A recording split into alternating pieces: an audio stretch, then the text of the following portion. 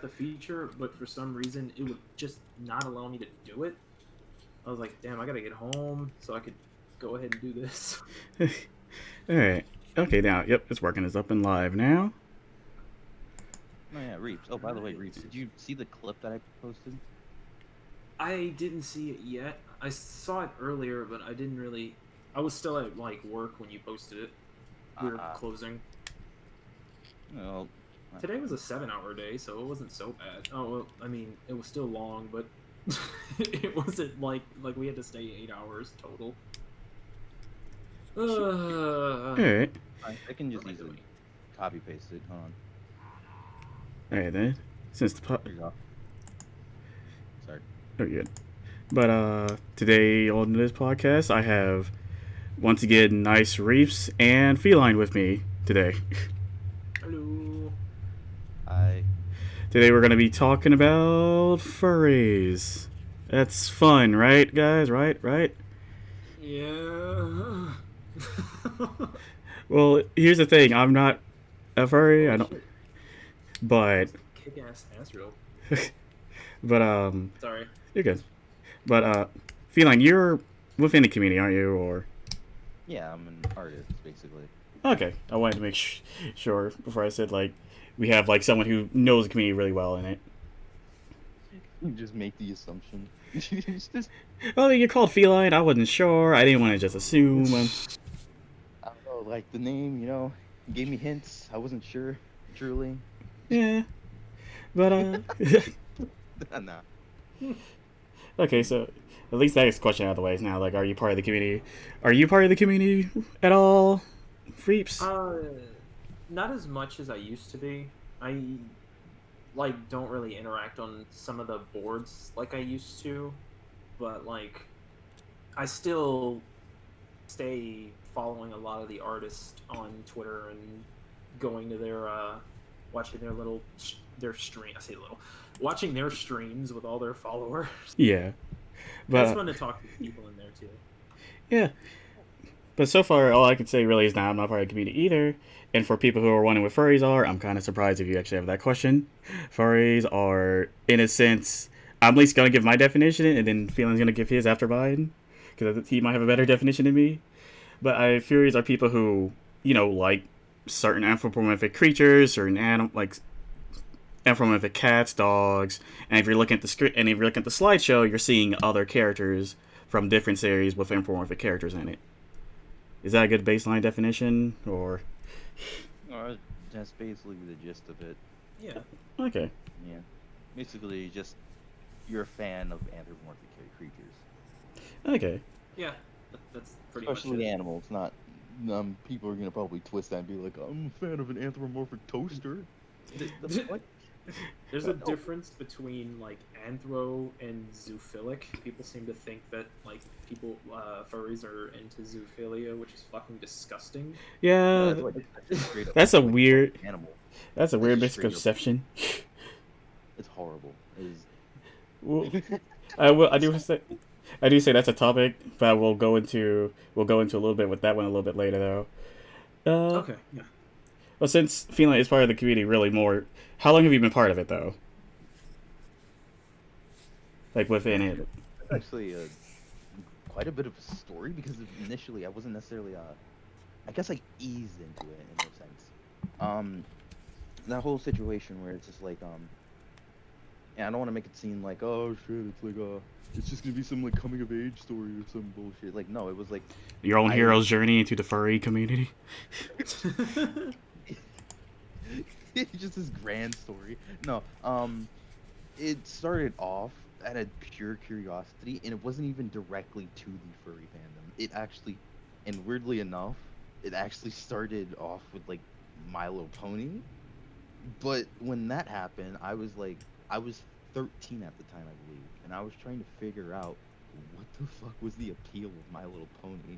So, as stubborn me as I am, who hates to sit there and do something, but I do it anyways, even if I hate it. I sit there and I watch the entirety of My Little Pony at the time because I didn't. It didn't have like other seasons, so it only had like 4 at the time I was watching it. Oh, on Netflix Um, or? no. I watched it in like Daily Motion. I was like 13. Oh, okay. We didn't have Netflix. I mean, pretty sure it existed, but I didn't know because I never used it. Um, God, people are gonna be like, oh well, Daily Motion. Who the fuck uses that? Yeah, I know. Hey man, everyone has to use something. Like they Whatever. watch their Anything, things. something to bypass the copyright laws. Like Kiss Anime or Kiss Cartoon. I mean, come on. I mean, don't tell me you don't watch JoJo Part 4 and fucking Kiss Anime. I mean, Fucking yeah, I did. no. No. I don't watch JoJo Part 4. Ooh, Oh, okay. I Damn. haven't watched any JoJo. But yeah, no, it started off with a situation where I watched the show. I was trying to figure out what was like so good about it, and then out of nowhere, it slowly developed me into becoming a brony. In a sense. God. we have a confession here today. Feline was a brony. You monster.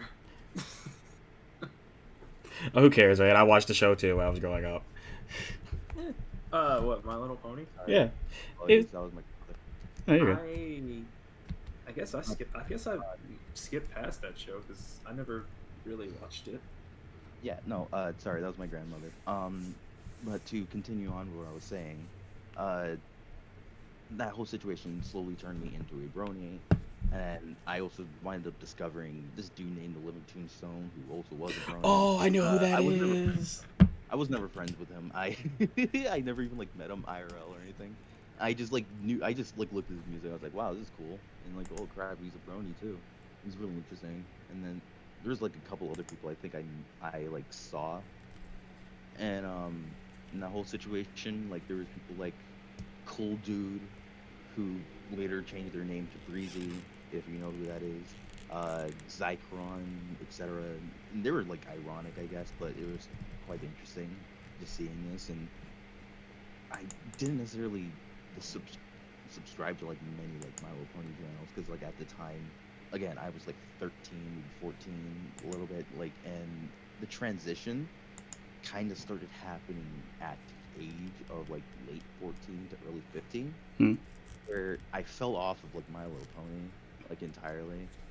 I can't say I like grew up. I just like was like, You okay. just lost interest. I just lost interest, yeah.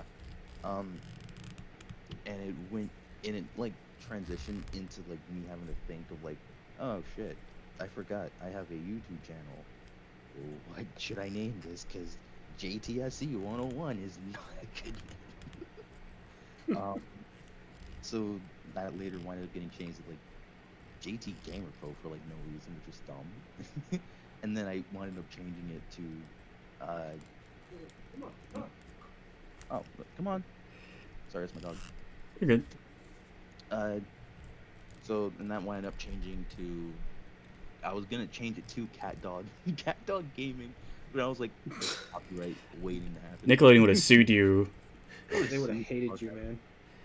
If That I that ever got popular, if I ever got popular, like, and I had that name, that would have fucked me over. that would have people knocking your door, being like, "We're gonna break your legs unless you change the name." We're gonna steal your kneecaps unless you take your name out of your fucking mouth. um, and then that I changed. I was like, okay, well, how about Lion Wolf Studios or some shit? And it's like, no, that sounds stupid too. So I was like, I went through like a whole thing. I was like, maybe feline and then something with dog. So I searched up like the scientific name of dog and it's canis. So I was like, all right, sure, FelineCanis it is. And I wanted my name just wound up like sticking because I was gonna change it again. And I was like, you know something, I'm gonna just leave it because if I keep on changing, I'm gonna be like that all day. And then it just wound up sticking. And throughout that time I had that name, I guess I slowly kind of grew like a mascot over it, and then that mascot winded up becoming like something of like a persona in a way. Yeah. It's still a mascot. I wouldn't necessarily say it's me. It's a character, but at the end of the day, it isn't almost personas like that. Uh, but yeah, it kind of did that, and then I kind of gotten more and more introduced into like the furry fandom. Now, one of the ways that I kind of got into it is a little bit on par with the topic upon why they're usually like mistreated. Oh, Yeah. And that's something we'll talk about, I guess, a little later on today. yeah. But that wound up like slowly growing into what it is now. And yeah, it's whatever. I'm only really necessarily an artist. I'm not necessarily like a full on like, oh shit, I'm like super into like these boards and these cons and everything. And like, I mean, if you took me to a con, I would have just went anyways. Yeah. If I got invited and like and I had to do art there, I would have done so. But otherwise, it's like I'm not necessarily gonna go out of my way to like do like all of that. Um, not knowing if whether or not if I like actually want to or not. Yeah, So that's reasonable. basically, I'm not gonna like full on invest into something that I probably will like completely fall off from. Yeah, I get that. But that's an interesting story that you got into it and everything. You started off from a brony, and then you went from that into the furry. So you just like upgrade it. Talk about the in between weed phases. Everyone has those Yeah. phases. Yeah. I think we've all done some cringy shit when we were teens. Okay. Like, 15s, 16s, Oh, 17s. yes. Oh, Jesus. 13 is when I started drawing, actually. So, like, I started drawing at the age of 13. Well, taking it seriously at the age of 13. And I don't know what got me into, like, loving the idea of, like, wanting to make anthro designs into stories. I think Spencer One is one of them. And there was another dude, and I don't remember who that is. I'll probably remember it later and just shout out their name. Probably. It works either way, man. Alright, but, how about you, Rapes? Have you, like, I know both of us are not part of the community, but how long have you, like, at least looked at the art of it and everything? Oh, I started around 15. I was in high school, and I don't know. I guess, like, playing games. Oh, yeah. You showing Tasmanian Tiger. It was literally that. It was, like, video games with anthro characters in them. Yeah. That just kind of... I don't know. It just kind of piqued my curiosity with the characters. I mean, plus, like, it was different. Because at the time, I remember everybody was, like, into anime, and they... a lot of the mainstream ones now, people were talking about Naruto and Dragon Ball Z and Bleach, and I never saw like an anime with actual animal characters like I had seen in video games that I used to play. So I had a weird curiosity with them, and I guess over time I discovered that there was a fan base specifically for anthro characters, and it was the furry fan base. And to be honest, the first thing I heard, like the first experience I got with a fan base, was through naughty content. I'm not gonna lie. And I was like, I seriously thought that it was just I just thought it was just like a big horny group of people that drew nude animal photos. But I joined in some boards a while back, and I realized that a lot of the people in there were just like the people that I knew, like IRL, that would talk about anime, but they were talking about these anthro characters, and they would never bring up anything like that. Some of them may flirt, but that's, I mean, you could do that when it's just regular, just regular banter. Yeah. But it wasn't like the creepy flirting. It was just like making dick jokes here and there. So, like, no ERP was happening. Yeah, no, God no. Even though there were like groups in some of them that were doing that, I think even as a teen, I was still finding that very kind of like cringy. Yeah. um, but I kind of got into it and sort of immersed myself into the whole thing. It was around a time where I just didn't. eh, I it was around a time because I mean I wasn't really the most popular guy in the school, so when I kind of joined into that, I actually felt like I was a part of something, like with other people, and it was a bit of a freeing feeling.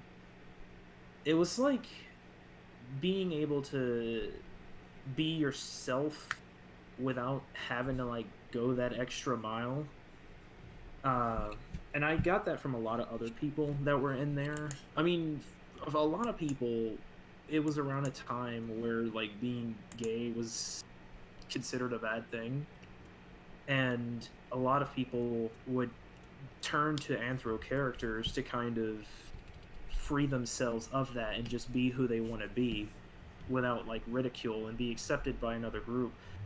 Uh, I remember that before like LGBT movements and all that kind of group like exploded and now it's normalized. But back then it was just I specifically remember people doing that, and for me, it was like a way for me to just kind of just be myself.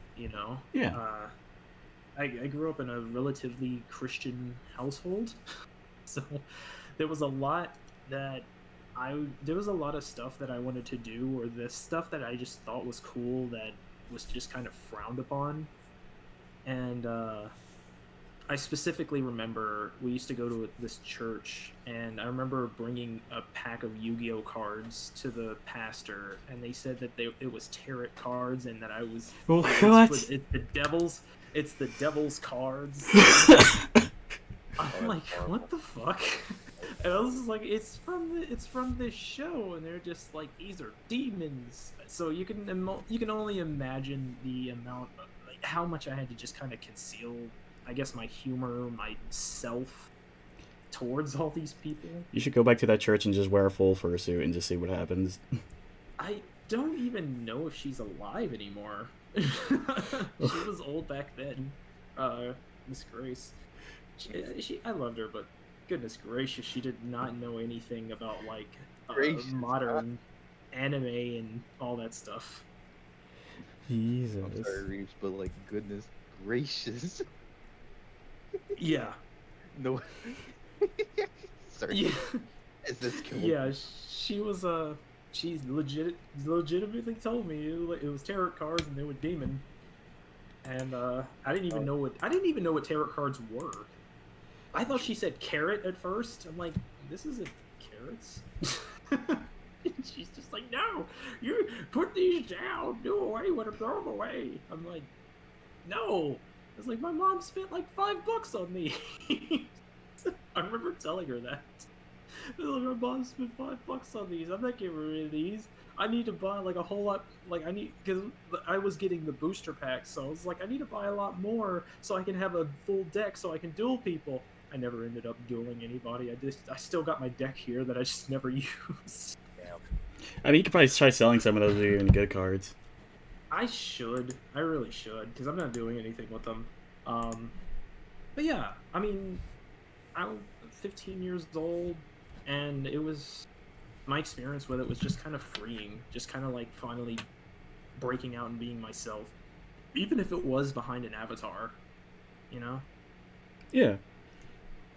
I know when it comes to me, I didn't really even really know about the term furries until around until either late high school or my first year of college. Actually, I think it was my first year of college because I remember one of my friends came out as she was a furry. I didn't know that, and as time went on, I started learning more and more about it. And apparently, I already had liked the art of it, but I still, like I said, I didn't know what furries were. I just was like, oh, I Yeah. like these anthropomorphic character art. This is cool. Like all my knowledge came from the deviant art of all places, of course. I mean, come on, it's deviant art. Where else would I start? Deviant art. same way probably me and Reeves found out.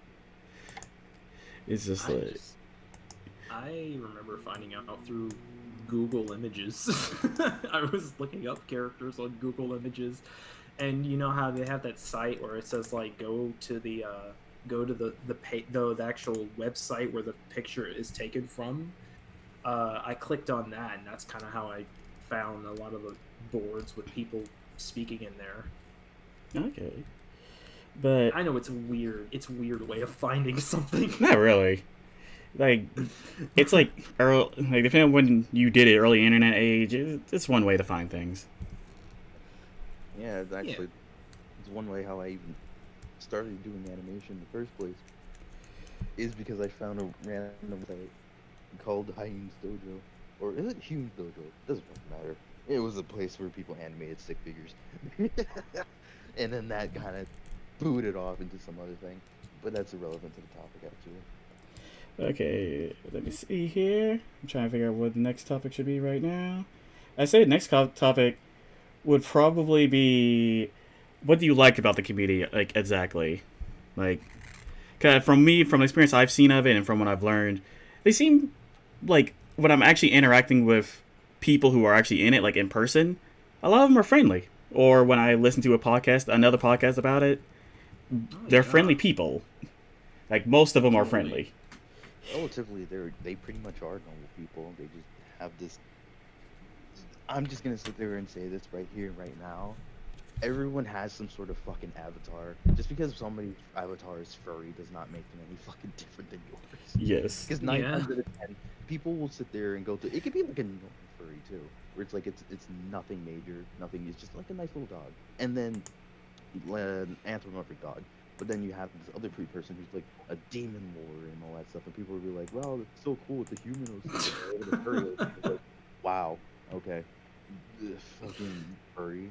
And it's like, did we not see the fucking demon edge lord that has like 20 billion fucking edge points into fucking edge style? Like, god damn. Are you seriously going to critique someone for just because they have like an actual like anthropomorphic design, uh, instead of like critiquing people just because they have actual bad designs? And it's not like people won't, people will. It's just that people sometimes also tend to lean on like a bias, and they also Yes. tend to lean on the idea of the lesser of two evils. But at the same time, as Lincoln says, and it's weird that I'm bringing him up because, but he basically says the lesser of two evils is still evil. Yeah. I never actually heard of that quote. That's actually, yeah. That makes sense. Basically, basically, it's a sense of like, would you rather sit here and murder someone, or steal every last bit of their possessions and make them go homeless? And it's like, I mean, technically you're not killing anyone, so I guess you would have to steal. I mean, it's pretty better. And it's like, I mean, it's better, but it's not actually better. It's still bad. Yeah, it's still bad. And the worst part is that they're alive to suffer it. If you kill them, it's horrible. That's seriously horrible, and you should never do that. But if you kill them, that's it. It's dead and done. What you've done is stuck on your conscience. They're no longer here, and you're just pretty much Yeah. fucked. What? One of the mods, who's my friend Artemis, brought up her first ever experience of furries, and it was liking them and crushing on so-called furry characters would have to be Thundercats and Inuyasha, if you consider those guys furries. Thundercats, I would say. Inuyasha's. Yeah, no, that's another thing about the whole situation is basically what would be the borderline consideration of what would be a furry. That actually is one of the questions. Like, what would you consider like technically a furry? Yeah, no, that we can answer that Oh yeah, we can. rather easily. We gotta, Actually, we gotta come up with the tier list of furry. You remember that? I don't know if you've actually seen that meme, where it's this tier list of furries, and it shows like this. It starts off with this like cute little uh cat girl. She has is cat ears, and it's just like fine, and then And it it's kind of so moves on. on It starts point where it it's starts straight up animal. transitioning. She gets it then goes full andro, Oh, I know what you're talking about. and then it starts going. It's just like fuck, go back, and then it goes all the way to the point where it's just feral territory. I've seen It's that. just a full cat with anime eyes, and they're just like, you sick bastard. Ooh. Oh gosh, I don't know. I find that hilarious. I do too. Um, I mean, to be fair, we can literally just straight up answer that question right Yeah, now. yeah, I uh, mean, I mean, where I would consider that borderline to be is because, well, first of all, furries is not a new concept. It oh, has never been a new concept. I It is actually did very learn. I actually did research some things beforehand, and I learned the first real instances of furries started in. Wait, give me a moment. Where's that note at? It was. God damn it. Oh, 1976. yeah, exactly. Yeah, And it's like it is an old fandom. Like, It it's been is, around forever. yeah, like older than pretty much any other fandom to date, honestly. At least major one. There's probably some minor ones, but that's when you kind of get into some culty territories. Yeah. um, yeah. yeah, that is so odd how like fandoms can easily turn into cults, but I digress.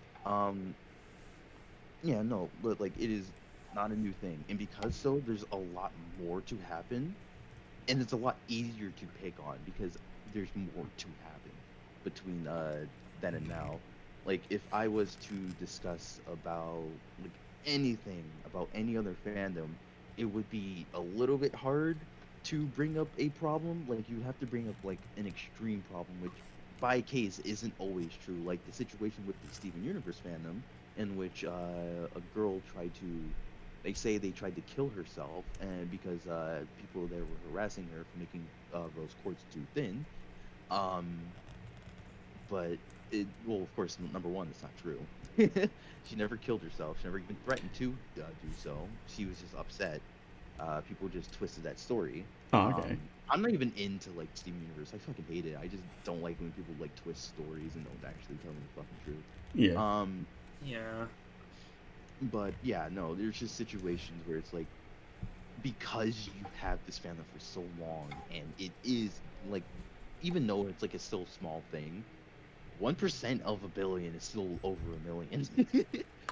um so you still have a lot of people who are in this fandom who and the more people you have, the more problems you have, which is creates even more of like a polarizing ordeal.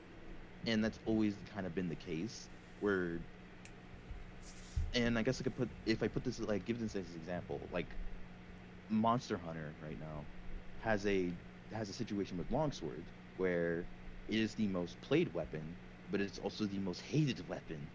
It is and you can see where that correlates. It's not because it's an actually bad weapon. It's just because that there's so many people that you see a lot of bad people compared to like these smaller groups, and that's what's going on with the furry fandom. It's like the It's just that, minority is a lot louder, and people are only yeah, focusing on that.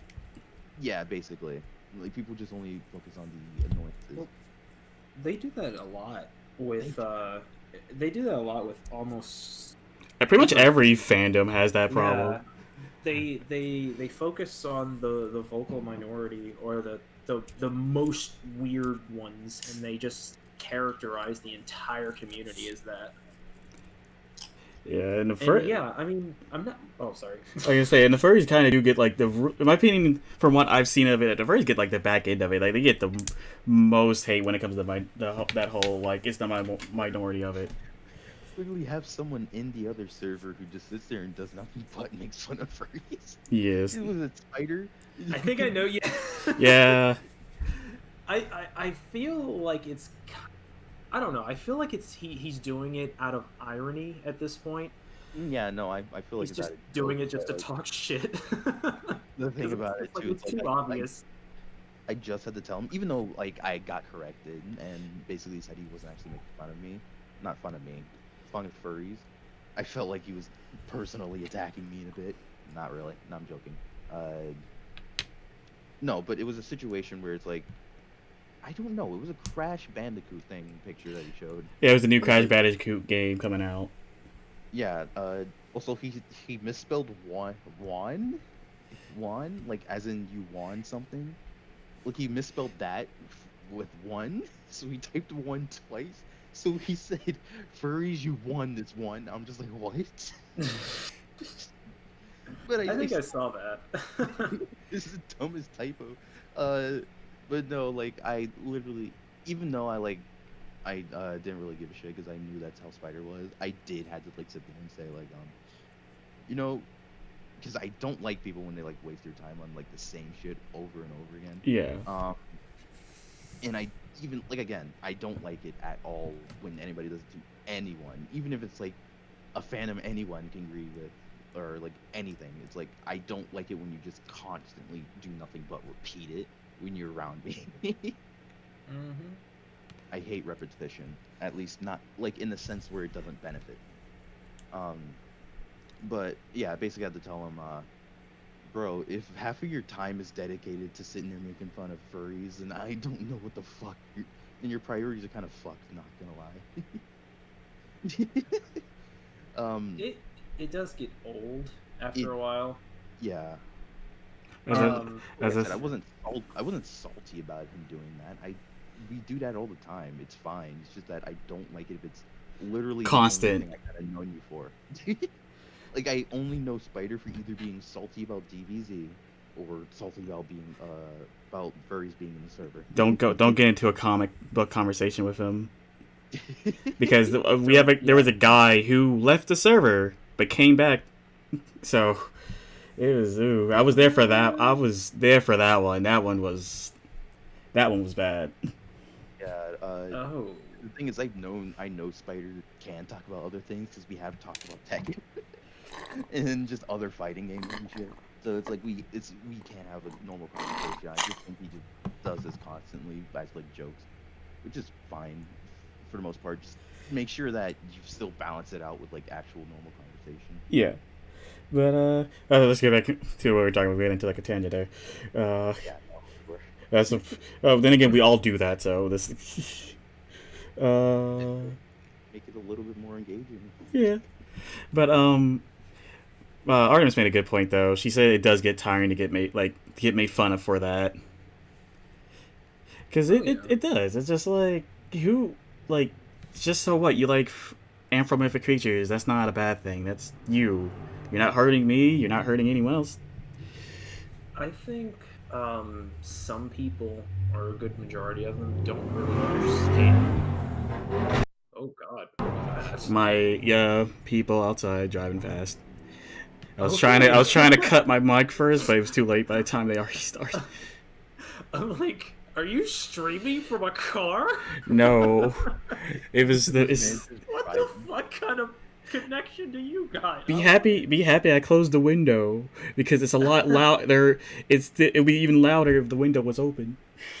Oh God. Dear Lord. Well, what I was saying is I don't think a lot of people fully grasp uh the things that they're saying about it, because I think if something becomes a meme, people will bite on to it regardless if they understand it or not.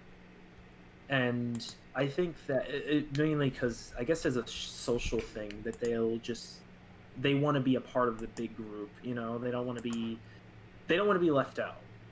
Yeah, So like there's some people that will like talk shit about furries despite not even knowing anything about them. They just do it because they hear their friends doing it. Yeah, And or they see also, like the misconceptions and stuff like that. yeah, a lot of them won't even do that. They won't even look at they won't research, they won't look at the anything. They'll just why immediately people correlate and furries they'll to just sit there and be the like, stereotype. "We just hate him." Yeah, you Yeah. just hate him. It's That's just the yeah, just hate them, F them. Off them all. It's sad because I actually know a lot of furries, people that are furries that say the same shit out of irony. They're just like, fuck furries. I'm like, but you're one. I That's literally do that too. I mean, that is the meme. Yeah, It's I do like the only people who hate furries more than anyone else are furries. that. Yeah, it's like that situation is like the only person that hates a weeb more than our other weebs. Having debates over your Because, like, favorite the shows. thing about it is like, I guess technically in a sense it's like you're not gonna hate. You don't really hate people who are like polar opposites from you. Really, you only hate people who understand what your flaws are. And the only people who really truly understand all of your flaws and problems are the people who are in the same community as you. Which is why I guess it's why JoJo and DBZ tends to have that stick too, where it's like you know the problems within those fandoms. Oh, the power of Really? scaling Bandit part. Oh gosh. Yeah. Scaling in DBZ. Yes. Oh god, that's a whole other podcast. Yes, that's in the topics of other podcasts for later. Oh Yeah. Lord. But Yeah. let's Basically, say just like, yeah, that's basically just furries in a nutshell. It's just like they understand what the problems are the most out of anyone. But the thing about them is that they keep their hate in their fandom. They don't necessarily spread it to others. the like their disliking is more towards the things that are actually plausible to dislike. Like that makes sense. Like I can understand furries not liking the certain fetishes that are like that are out there, especially like the weird, gross, like oh my god, boar and diaper fetish and scabs. I don't understand those. the weird I- part is I see that mostly in the furry art community, which I Yeah. don't know why, and I'm like, why? I I think I have a theory on that, but we'll get back to that theory later. Yeah, we're still not like on that part of this podcast, I guess. But It's Yeah. it's super weird. there was one thing I forgot to bring up when we were talking about like what to like about the community and stuff like that. I did look up some because I remember learning how they like for like a lot of furry cons do like charities and stuff like that, and I decided to look up some videos and stuff and found out at least in 2017 there was like three Pacific, like the three largest, like three different ones made a lot of money, which was one was biggest little fur con made $36,000 for Safe Haven Rescue Zoo. Euroference made $47,319 for Painted Dog Conversation. And I had to look up what Painted Dog Conversation was. It's an organization dedicated to conserving the endangered African wild dogs, which I did not know was a thing. Huh. And then Midwest Fur Fest made $78,482.55 for felines and canines. And then I did look up for last year's con. You don't need to be saying my name. Get out of here! Leave! Get the Get out of here, man. God. Yeah. But It is nice to see all this like good stuff that they have done, and it's not like not only them will do it, like other fandom have done stuff like that. yeah, but no one wants to look at the furry community for doing that. No one wants to. But I did look up one thing, and it was last year. Last year, like all together, like people did the math all together for all the different cons last year for 2019. All together, worldwide, the cons made up to $1,189,974.51 for all the different charities and stuff like that. Like Damn. all together. That's crazy, dude. So it's like, oh yeah, they make a lot of money. Like the con, they give a lot of money to charity. Insane. Oh jeez. It's quite nice to hear like facts like that, because it's like usually people don't bring that up at all.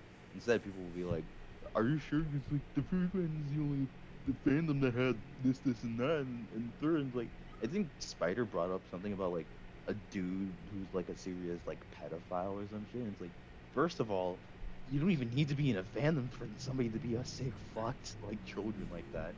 All right, there's Jared from Subway. All right, but we don't discuss about that. Like, All subs are evil. uh, this whole like stigma of like, oh, if this bad thing happened to furry fan, like in any fandom really, like that's their fandom. And it's like, this is stuff that happens anyways. Even if these fandoms never existed, there's gonna be stuff like this that happens anyways. But nobody will sit there and talk about it. People only talk about it if it's like funny to them. Yeah. And and I feel like if they could put that blame onto something like manifested, rather than it being more complicated than because the situations at the matters are more of a gray area, and people don't like to admit it. Some people will like to sit there and say like, "Oh, it's not all bad," and then there's other people who be like, "Everything's always terrible. You can't sit there and trust the world." It's like that's not how that works. Everything's a gray area. Some people are good, some people are bad, some people just don't want to be fucking bothered. Is that Pretty simple? much. It's as simple as that. You can't just force your agendas because you think that's right. It's just not how that is. But I wish more people understood that, though. yeah, I know. Some people describe their pessimism as realism, and it's like, It's really not. it's like, yeah, okay, the real world, yeah, it sucks and all, but it's like, when does it never? And it's not like the world is like out for your throat or anything. It's like you just live through it. Like going from like a teenager to an adult, it doesn't feel. It's not necessarily that things get worse. It's just that things get different. Like It, everything feels different, and that's really it. Like you just feel like you have just a little bit more responsibility than you would normally used to. But other than that, like it's not worse. And a matter of fact, I would argue that it's a little bit better because you have more freedom, and like I wouldn't say more time because you have to work a job, but like you do have more like freedom and you're able to explore yourself like actually instead of being restricted to being like with all these other people. Like you have choices at this point. And you also have the ability to like make money and like even again you still have these responsibilities, but like the fact that you have the ability to do so and nobody has control over you aside from like the actual government itself and like the bills that you're held by, it's like you don't feel like you're necessarily obligated to constantly sit there and hold on to like something and like hide it from like from like your parents from or some Like shit your or like friends and everything. yeah, like it's basically your life. Like As soon the as you're an adult, it's your life yeah. finally. That's it. it's my life. Like Yeah, it's that. um I know at one point yesterday, me and Artemis were talking about this. We talked about because I told her I was doing this, and I told her, when people always consider furries people who watch like things that are considered furries, like how Beastar, like people keep calling Beastars the furry anime, even though there's more to it than that. There's a Or lot going on, and I can explain what the hell's going on there. That's how invested I am in that. oh, this series is great. We'll do a podcast for that one day. Have me and you just do a Absolutely, whole spoiler cast on that shit. But absolutely. we talked about it, and I'm just like, if people consider people who watch that stuff or play games and stuff like that furries, wouldn't that mean almost everyone on the planet is a furry? Because Wait, because you have to yeah, count Looney Tunes, Mickey yeah, that's the whole Mouse. argument, right? Yeah. That's the whole argument that people would like to make. It's like, and I'm not even gonna sit there and say like I like make that argument because I don't. The thing I sit there and I Oh, I still say think it's stupid to say like that's the. um, like people will be like, oh, furries and whatever. It's just gross. Or you do fetishize animals and all that stuff, and like I don't like anything that's involved with them. It's like, I mean, sure, but like you still I have hate bodies. furries, but I love Sonic. I hate furries, but I love Sonic and I love Star Well, Fox. like, it's anthropomorphic hedgehog, or they talk about star fox. It's like they're anthropomorphic foxes, frogs, birds. It's not even new at this point. my favorite argument is back then they weren't considered anthro, they were just mascots and characters. I was like, that doesn't negate the fact that they're anthros now. Now they just have a name for it. They're Now they're still the same characters since now they they're were no longer, back then. yeah, they're no longer like actual like full on like I guess furries on their own. Now they're just a franchise, I feel which like Sonic really is. definitely Sonic has turned into well Sonic and Mickey Mouse. Which speaking of Mickey Mouse, I think on the 2024 he goes into fuck what is it? Oh, free reign. Like, Rehab. Yeah, basically people can just do whatever the fuck they want with them. And that's gonna totally open up a whole shithole, but that's something that oh, public domain. That's what it is. public domain, yeah. That's a whole like entire thing on its own. Oh, You know. that would What the that'd be Mickey great. Mouse? They But still No. they still keep their like products they made of him. It's just that the character now is open for the public domain. that means they can So stop trying to sue like people like Dead Mouse for his design. what makes it funny is Yeah. Disney was the first people. Actually, they were the only people to sit there and even extend the copyright laws from like what they usually was. Because what they was is like you held copyright until you died, and then they extended it to 24 years after you died. And then they extended again to like 45, and then now it's like 70 or some shit. Did So you, they kept on like extending it. So it's like there's a possibility they could re-extend it, Dear God. especially Let like it go, Disney, please. they, especially with the fact that they're such a big monopoly now. It's like they could really extend that shit. They really can. They definitely have the money for it. Yeah, it's horrible. But I digress. Yeah, that whole situation where it's like people want to discuss about like I don't like anthro characters. They not anthro characters. They don't like furries. They're gross and they're stuff like that. And it's like, I mean, technically, and I hate to throw this out there, but we watch furry content almost every day of our lives. Like no joke. Unless you spend most of your time watching nothing but soap operas and dear lord, whatever the hell's on BET, I don't think you're not gonna have a situation where you run into Oh shit, I forgot a about BET. furry situation. that Um, means it'd be like telling, oh, guess what, Timmy? You watch Mickey Mouse? You like Looney Tunes? You're a furry now. Well, nah, I wouldn't. I Like I yeah. said, that would bring into what I would consider someone to be in the furry fandom. Well, I mean, like, I was just, And yeah, no, you was like give an example. I know what you mean. But I've always noticed that people will sit there and try to make the counter argument of like, oh, well, I guess I'm just in the furry fandom, huh? It's like, well, no. I'm saying that there's more anthropomorphic animals in media than you expected. Sometimes it's not even in media. Sometimes it's in history. The entirety idea of like ancient Egyptian gods is yes. feminism. I remember seeing a Um, comment that saying someone saying how technically Egyptians were the first furries. Technically. Uh, and yeah, no, it's like, and this goes for any fandom.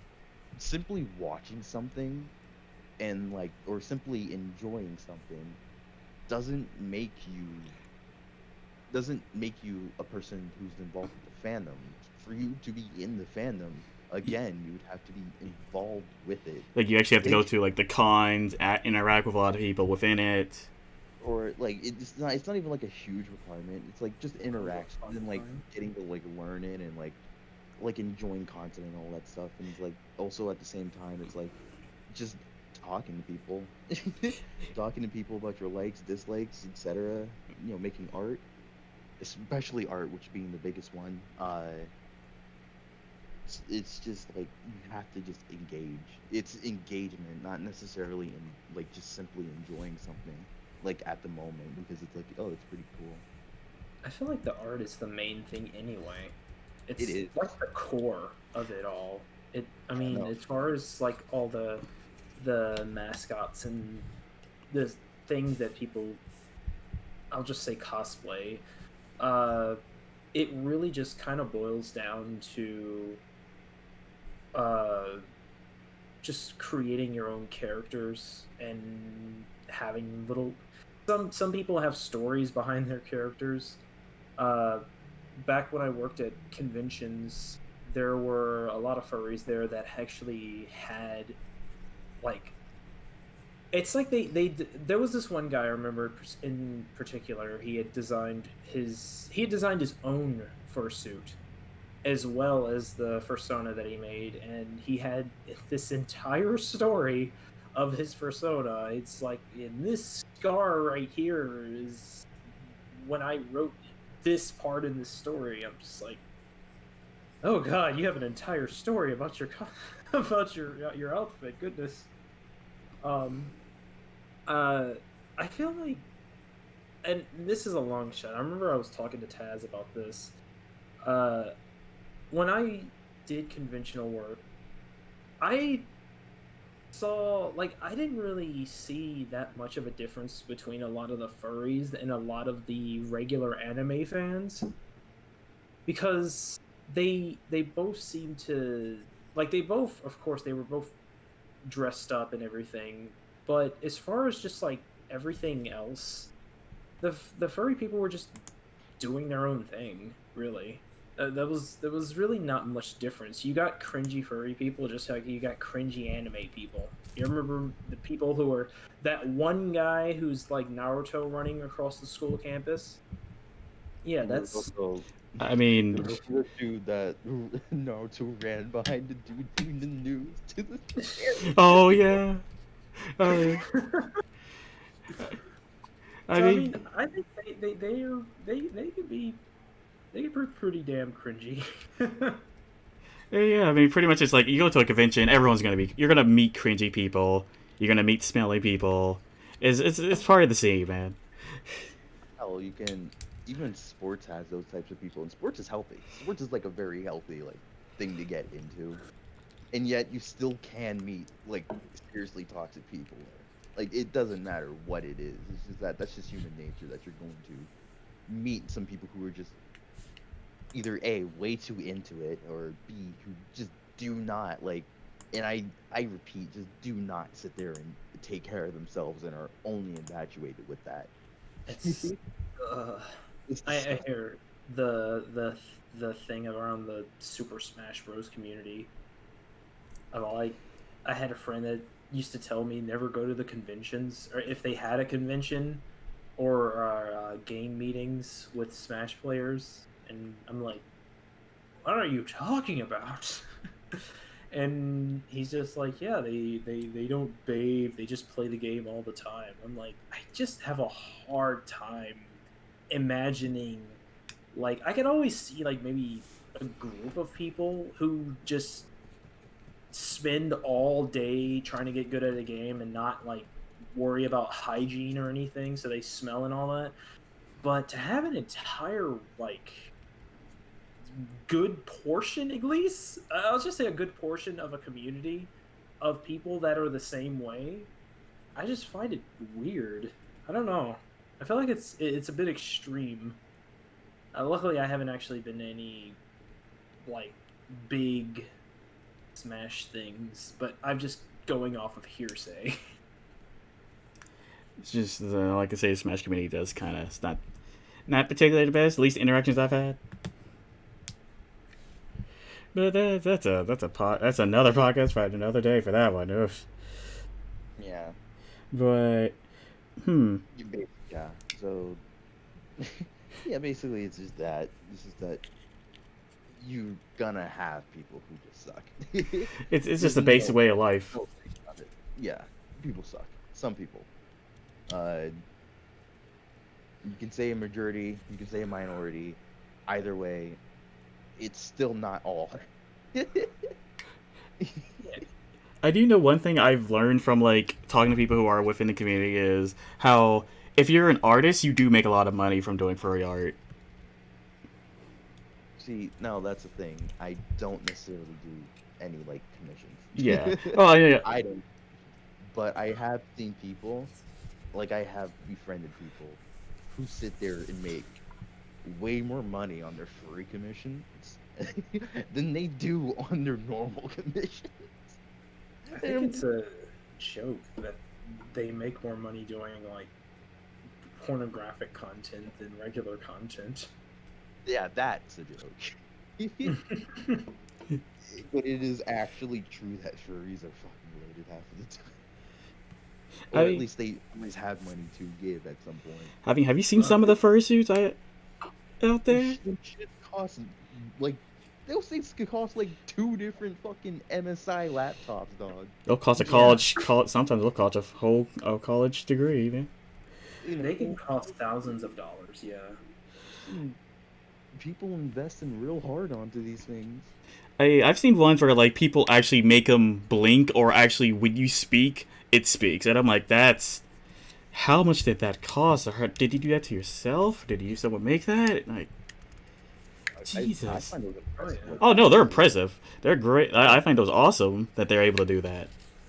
Um, I think this brings me another thing I actually wanted to talk about, which was the situation of like going to cons. Now again, I said if you was to bring me to a con, I would just accept it. I would enjoy my time there. But I would also have one weird problem that weirdly Markiplier has, and that is this weird thing where it's like I don't necessarily like the idea of a still 3D, basically a still 3D object having some sort of animate movement. And basically, it's like having the fear of mannequins.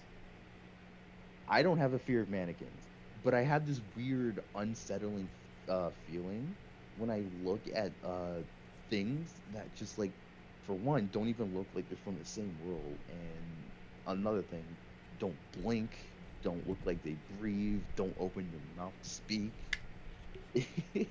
I have this huge, like, it's not even huge fear. It's more of like just like it just bothers me a bit, and it's also kind of why if I was to go there, I wouldn't necessarily pay attention to my surroundings, because that would bother me a bit.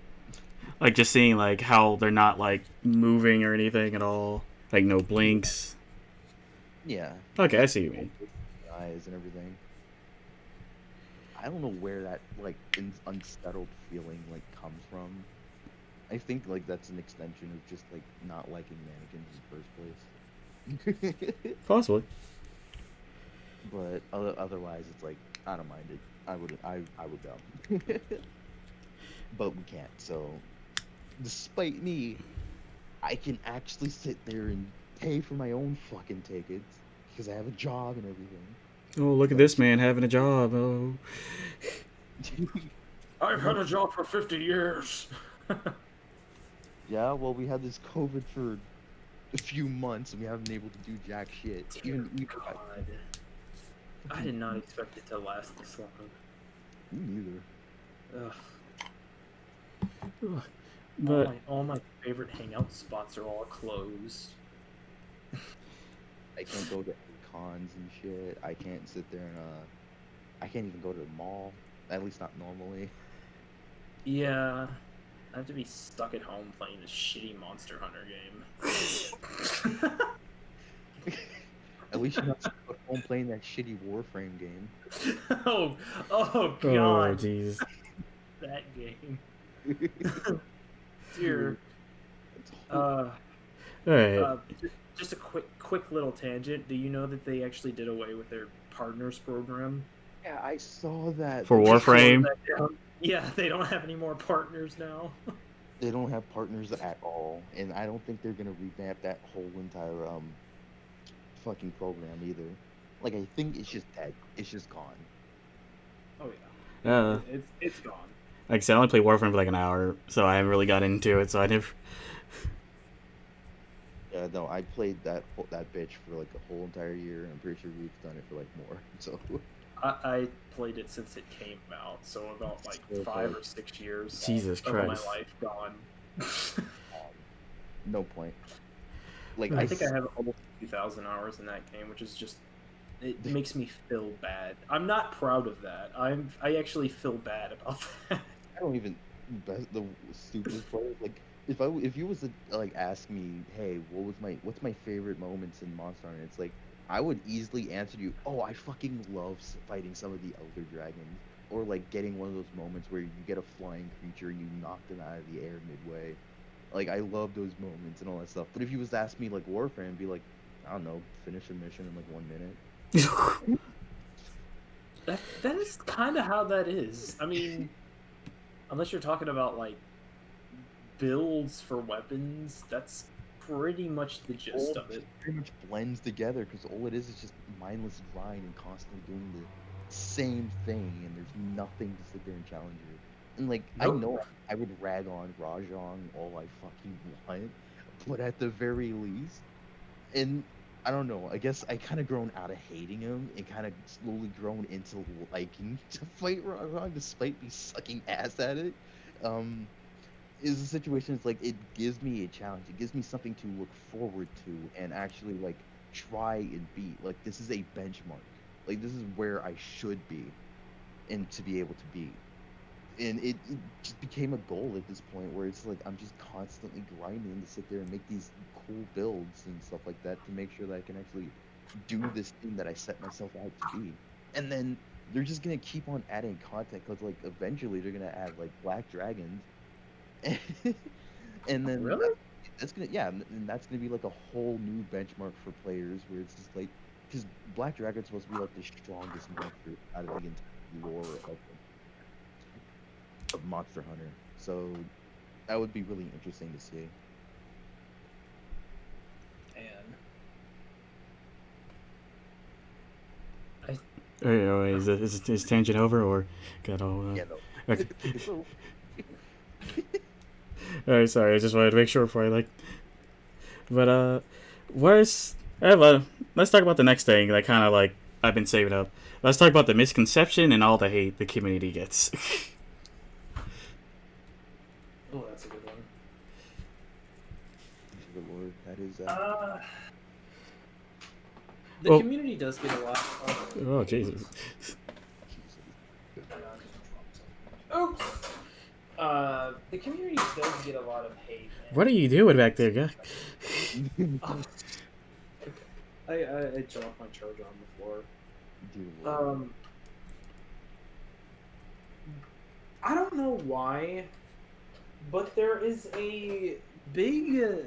I think it kind of correlates to what I said about earlier about people finding the community and then just kind of like feeling like a they get it like a freeing experience from it, and that includes a lot of fetishes Yeah. to go with it.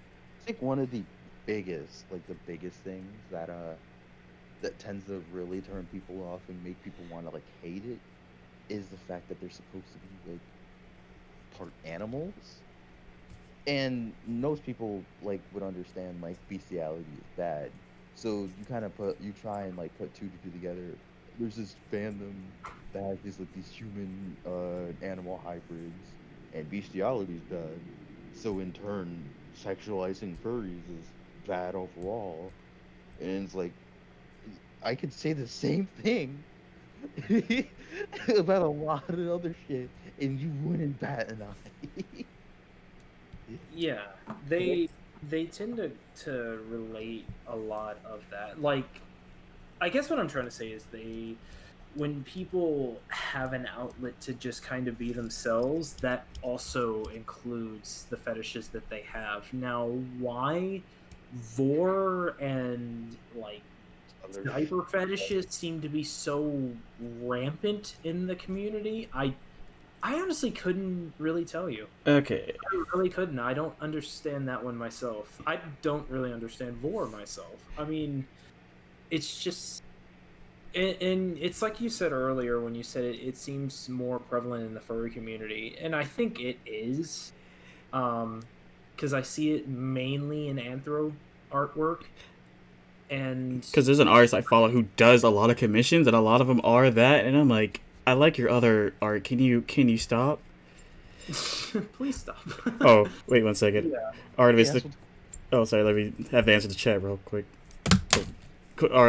Artemis, the question was like, what are the misconceptions of the furry community, and like why does it get so much hate all the time?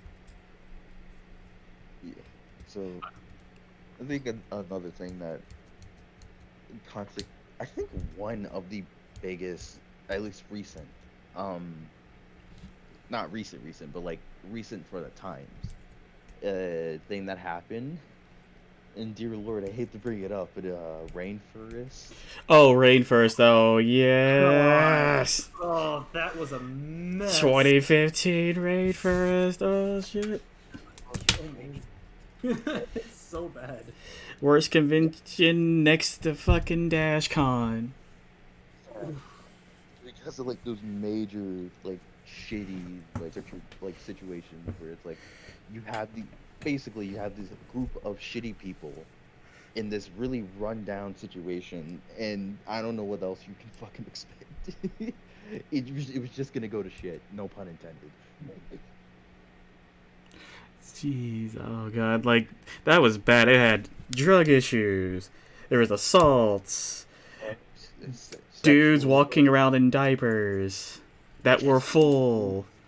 STD what galore. orgies in the fucking hotel rooms. I didn't know about Uh, that one. That one. yeah, there were orgies and there were human feces in some areas. They just Yeah. they used the bathroom like animals. They were just basically acting like animals. It is God, it is a mess. that The whole thing was a mess. The Yeah, it's another thing that I would need to bring up is the said designs. This is what the fuck is her name? Ivy. How do you say it? oh, Artemis, just as Artemis. She was the one who was in a podcast with me before. Okay. No, but there's a whole situation where it's like, Yes, full design-wise, diapers. there's like the whole. Dear I have a Lord. link in the I have a link in the videos for that, so you can check that out. One of the biggest people problems that people have with design, the designs of furries, is like how people would go about it, and it's not gonna be any different than how other people go about it. Some people are like super young and they just want to be super edgy and all other shit, and they just make some stuff stupid. Now, in the case of furries being an already hated community, combine that with the youngins wanting to make, what did I just say, youngins? You I'm mean obsessed with jeez. I mean you We're young gonna bloods? call I it mean, what are you talking about? young young bird teens, like kids, edgy 12-year-olds and shit, just sitting there, children. all of the children basically. Having all of those situations like combined with like this already hated fandom, and you have this cesspool of just bad design choices, and then people ragging on those bad I design mean, choices.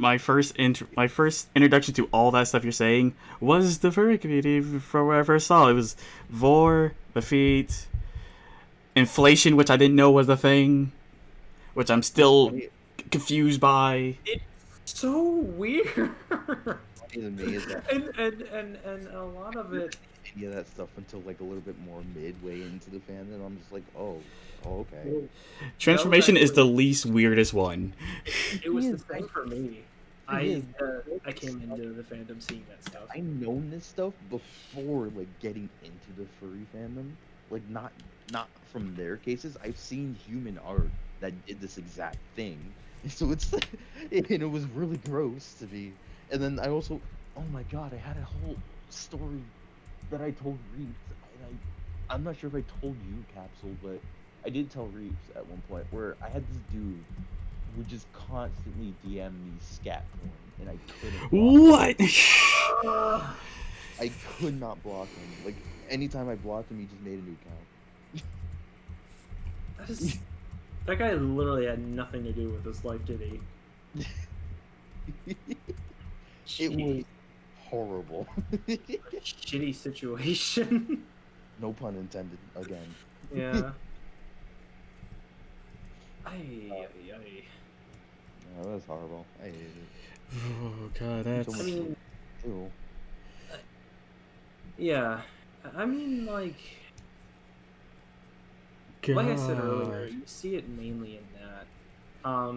I saw the first time I saw Vor. What? I'm sorry.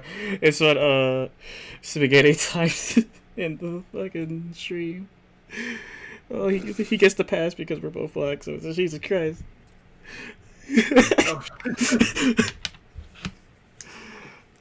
I don't know. Inflation, as in as in like a balloon. Yeah, Like, there's two kinds of inflation actually. yeah. There's There's like, regular inflation, and then there's just like cum inflation, which which the is second one is, I guess, a little bit more plausible, which we can like yeah. it's more forgivable because it makes sense in a way. You know, all that hentai, all that hentai protagonist cum has to go somewhere. It's like exaggerated to hell. Exaggerated to hell, but that's actually I feel like that's been an anime before it's been in the furry fandom. Yeah, I feel that's like it has been too. that probably was already in Doshin and stuff before anything else. Yeah. Oh I was jeez. animating this before you were born. Yeah. Did he said scat? Ah, jeez. Who sends that to someone? Yeah, I, what made it don't worse is understand that that one. for some weird reason, um, he was in a group DM, and nobody removed him. Nobody was into the scat, but I no barely anyone like actually talked in that DM. I don't even think anyone acknowledged it. I think everyone like had their fucking DMs muted. So I was like the only one who like actually saw the images he was posting. And then all of a sudden, out of nowhere, after I like sit there and just like tell this dude to fucking stop, everyone who was like who just like had the DM muted start like talking normally, like if nothing happened. I'm just like, what? Excuse me? It was fucking weird. I asked them, are you guys like okay, or do you guys like Scatman? He's like, no, we don't. We just ignore him until he like goes away. It was like, oh, that's horrible. Oh Jesus God. Well, feed the fire, it eventually dies out.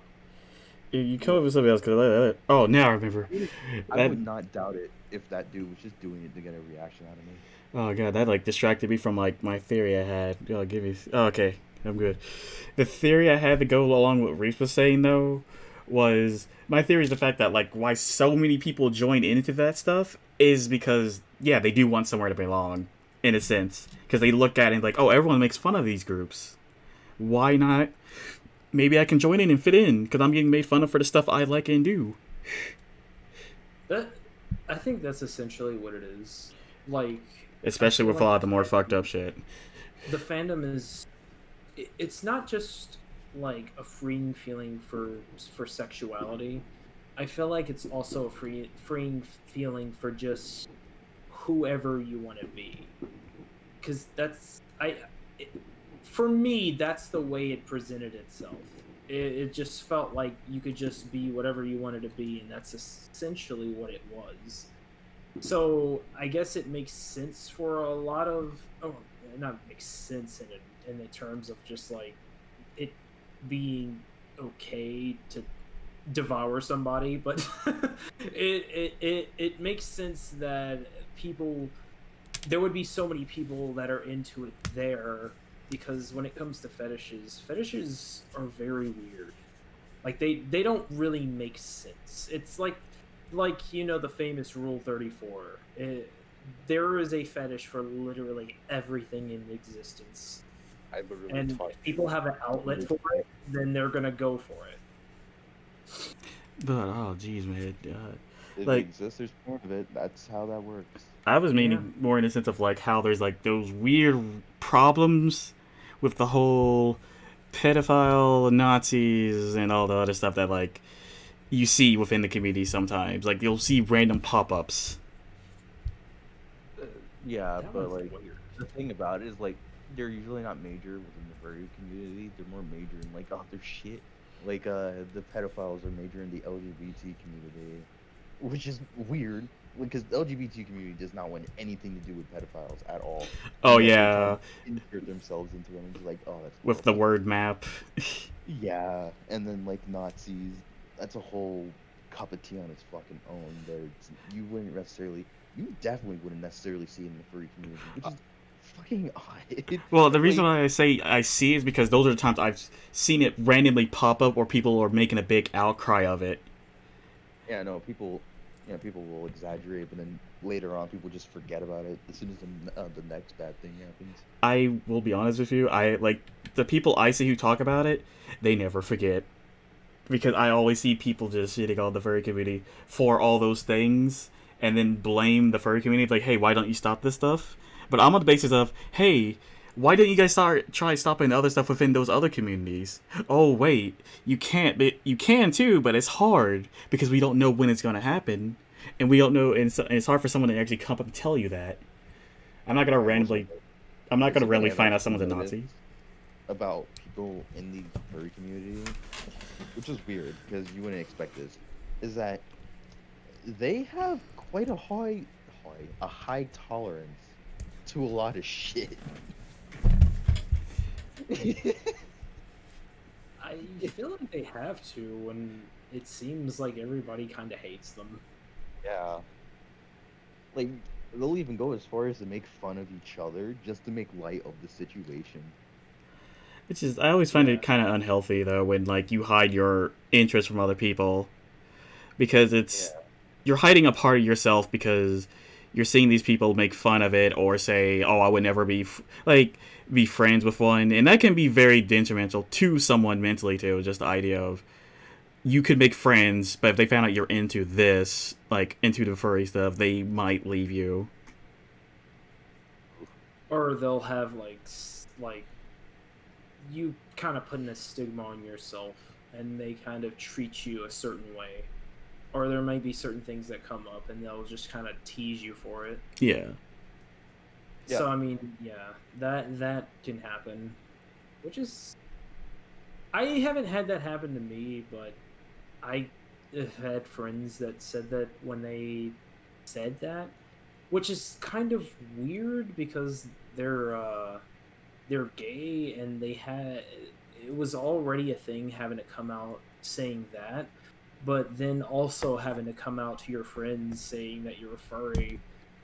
It's a lot of stress of having to explain this because it's like regardless of what label that you put on yourself, they're gonna even if you don't, they will, which is so it's so bad. And I feel like it's so many stereotypes now. It just I yeah, the don't know. stereotypes just keep Just running they rampant. just don't have really much of a chance in the matter, which is just shitty, you know. Yeah, because when you look at like a lot of things that I'm trying how to word this.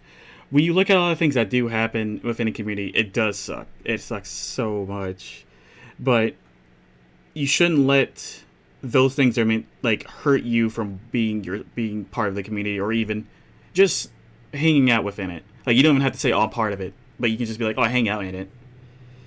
Because it's like how me and you, Reese, we both aren't really a part of it, but we do like a lot of the art, or we hang out with people who are. Yeah, Because it's just like whatever, man. it's nothing wrong with liking the art, you know. Oh, I don't know why there's like people like Spider out there who just want to shit on it. I'm just like, there's nothing wrong with liking the art. You can if you see something that you like, then you like it. That's it. It's simple, you know. You don't have to force yourself to dislike it because of beliefs that you hold towards it. I I don't know. People make things more complicated than they need to be sometimes. yeah. I don't know. I feel like a lot of people do that just for either the fun of it or they just don't want to understand it. Or they do and they like it, but they don't want people to know, so they will just make fun of it too. Yeah. Cause it's just like, man, I just want to enjoy my stuff. If I want to enjoy looking at like freaking art or even hentai of stuff like that, I'm just like, let me enjoy it. I'm not hurting you. I'm not hurting anyone else, man. Come That's on. that's a big problem too. Is just there's so many nosy people out there. I just people that just want to judge and talk shit. And it's just like for those people I always ask them, I'm just like, why do you care? Like what is their enjoyment doing to your life? So I It, remember my if you brother. make fun of their enjoyment, Yeah. basically you enjoyment. But if that's the case, then number one, why? And number two, there's pretty sure there's other things that you have even more enjoyment in rather than wasting your time on people who's not going to give a shit about you. Yeah. I mean, like a year from now, are you really gonna even know who this person is? No, you're not. You're just judge them for a little bit and then just like, oh, they're weird, they're this, they're that. It's just like, just leave them be, leave them in their own devices. As long as they're not like hurting anybody, fuck it, you know? Yeah. Yeah, if they're an asshole, that's them. That's not the entire community. Yeah, that's exactly what it is. Like if they are an asshole or something just outrageous, just that is them. They should not represent the entire community. They are just one person Ow. in a mass of millions of people. I still think I did look this up because I had to remember it. Like with people who always hate them, like hate the community, who take a lot of the hate to the degree of, you need to calm down, because that's not a funny joke. Uh, was back in 2014 Midwest, where, 'cause I'm not sure if you've heard about this. This happened where someone actually attempted to actually possibly kill people within the community. Like Oh, there was an actual, like, they actually put chlorine within the venting simulate into the venting and let it spread through the building of the hotel during during like some type of thing they were doing at night. What that's what you would call a psychopath. the fuck? Yeah, no, that's a straight up psychopath. That's That's why that's beyond just hating furries. That is a person who wants to do harm to another human being. luckily no one died or anything. Everyone was safe from it, so that was good. Like they put like chlorine powder and stuff, but that's why I just don't find. That's why I really get upset now when I see the whole, oh, death to furries, or you know, a good shotgun or something to do. I'm like, oh, that's not funny. Don't say that. That's weird and creepy and not funny. Yeah, And then you see someone give like 5,000 likes on that. You're like, that's gross. yeah. I mean, there's a lot of people out there that just there are a lot of like-minded people, and that also includes the shitty ones, Yeah. unfortunately. Uh, So, ugh. Disney does have a question, at least for me, but you guys can answer it too. He said, like, what's my favorite Anthro character? In all honesty, I would probably have to go with Legosi of recently from Same. Beastars. Yeah. Oh my god. Like everyone, the thing about that too is like, and I'm just gonna like, it's not gonna be a long one. I'm just gonna quickly delve into like the situation with Beastars. When people watch the anime of Beastars, it stops at a certain point where you don't necessarily fully see Legoshi's growth. And because so people make the assumption that, oh, Legoshi's just a fucking mindless child, just like all the rest of the characters. He doesn't fucking learn and all that stuff. He's stubborn in his own ways and stuff like that. And then you kind of go like into the story of manga right now, which is the most up to date thing, and there's this whole thing, and there's actually scenes missing too. Like there's this whole thing of growth that he goes through, and like and you see this sense of like maturity that that he go like he just seems to like understand, and he, even though like people especially Louise will sit there and make fun of him for some of his decisions, people still side by him because it's not the fact that he's wrong. It's the fact that he's just impressionable. He's very, how do I say this? He's simple-minded, but he's not stupid. I say he's more of like he doesn't fully understand the world yet, but he's getting there. Yeah, but It's like he's like pure basically almost. growing. Also, And he also he's a teenager technically, so Yeah, and it's because of that. It's like it's kind of why people who read the manga consider him to be probably one of the best characters in that manga. For the sole reason that he has gone through so much character growth, on top of being such an interesting and likable personality for a protagonist. Because it's not often that you get a protagonist that is like basically like Legoshi. And I know people will be like, he's no different than an actual anime protagonist. And it's like, I mean, no, he is.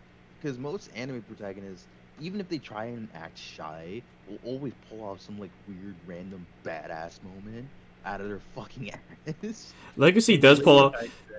He does pull off badass moments, but they're badass moments because of how dumb and crazy they are that they work. Yeah, like he still gets hurt from them. He retains scars.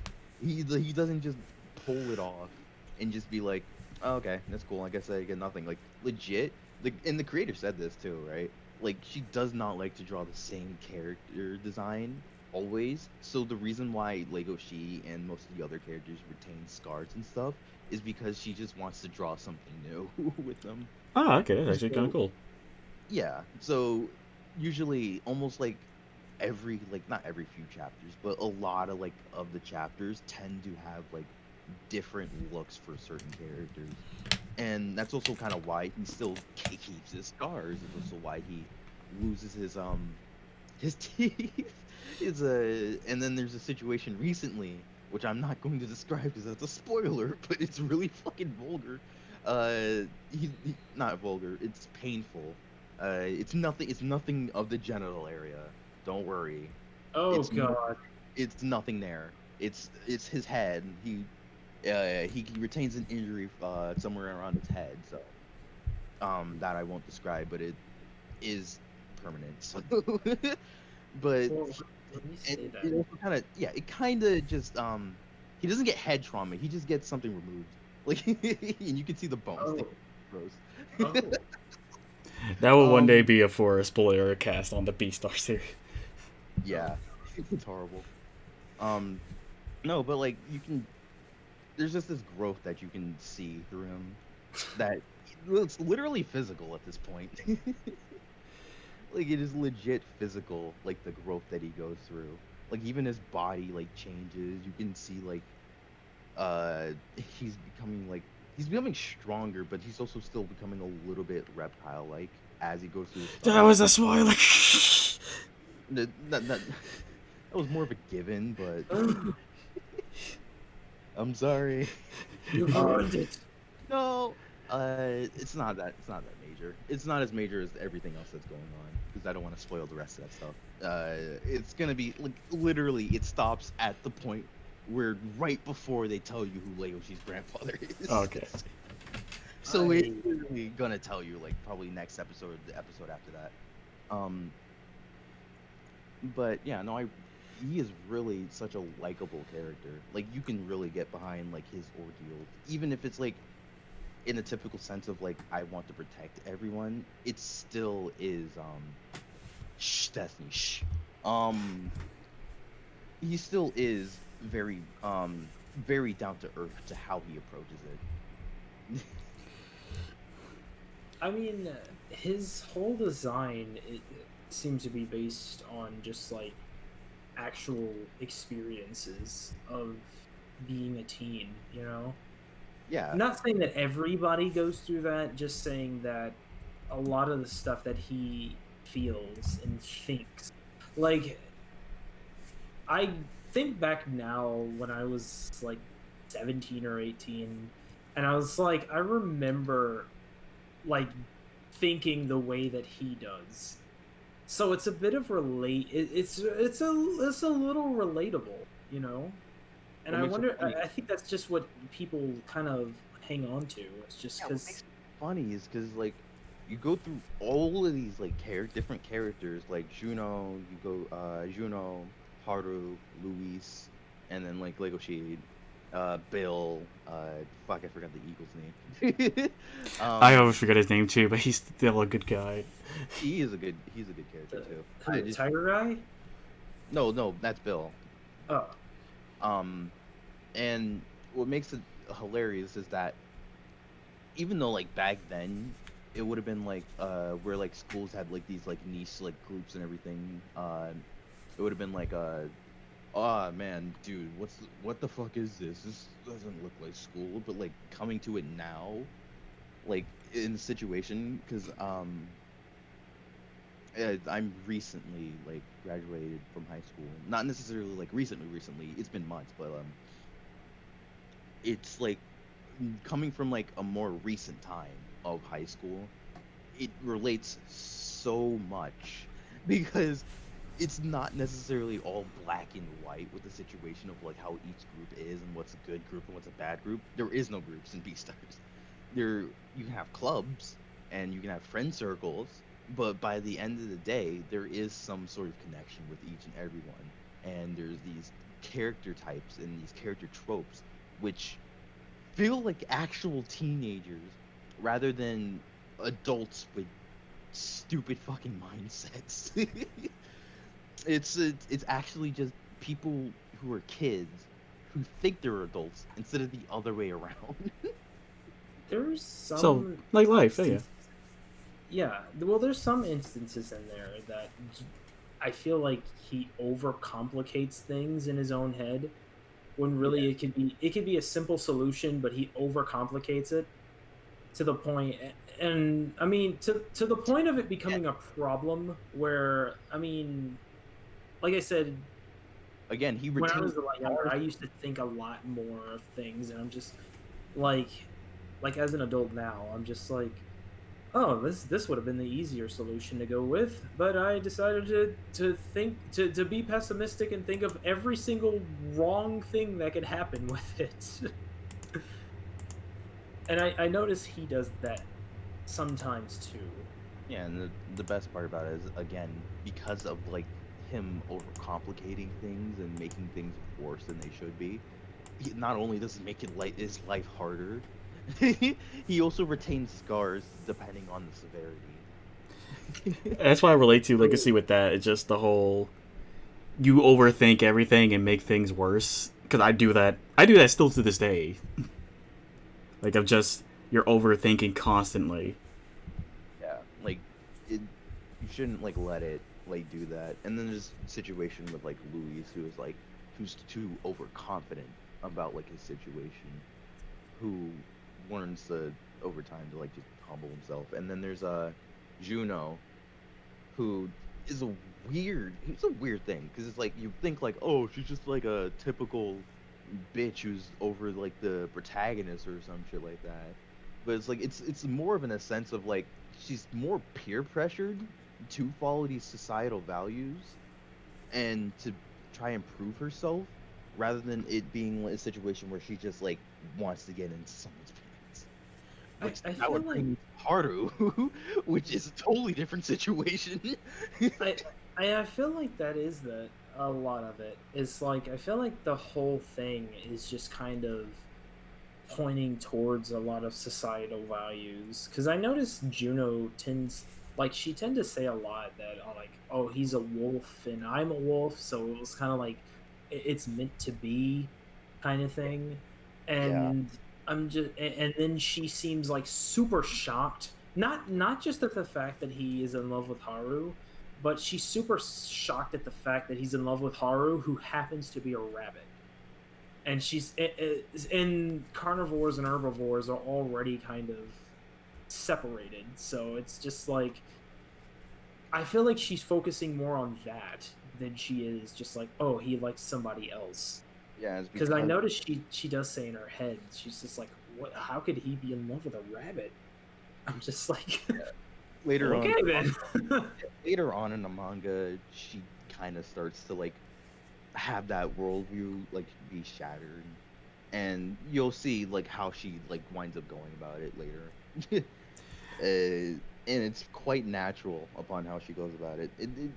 Like I said, it feels like you're literally watching a lot of like a bunch of teens grow out of like them being children into actually being like young adults. Ooh. I find that interesting from a narrative perspective for a person to just kind of think about that, you know, to Yeah. have to go through different points of being a teen up to adulthood and to have characters develop that way. It's not like character growth like from a hero's journey perspective, sort of like a person that just kind of, I guess, matures in their own way over time. This Yeah, one's more on a sort of down to earth level that people can actually relate to.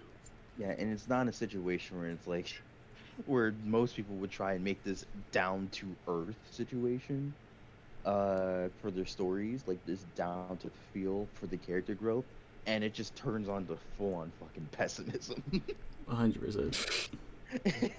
And I've seen so many stories where it would just be high school and then it would go downhill from there.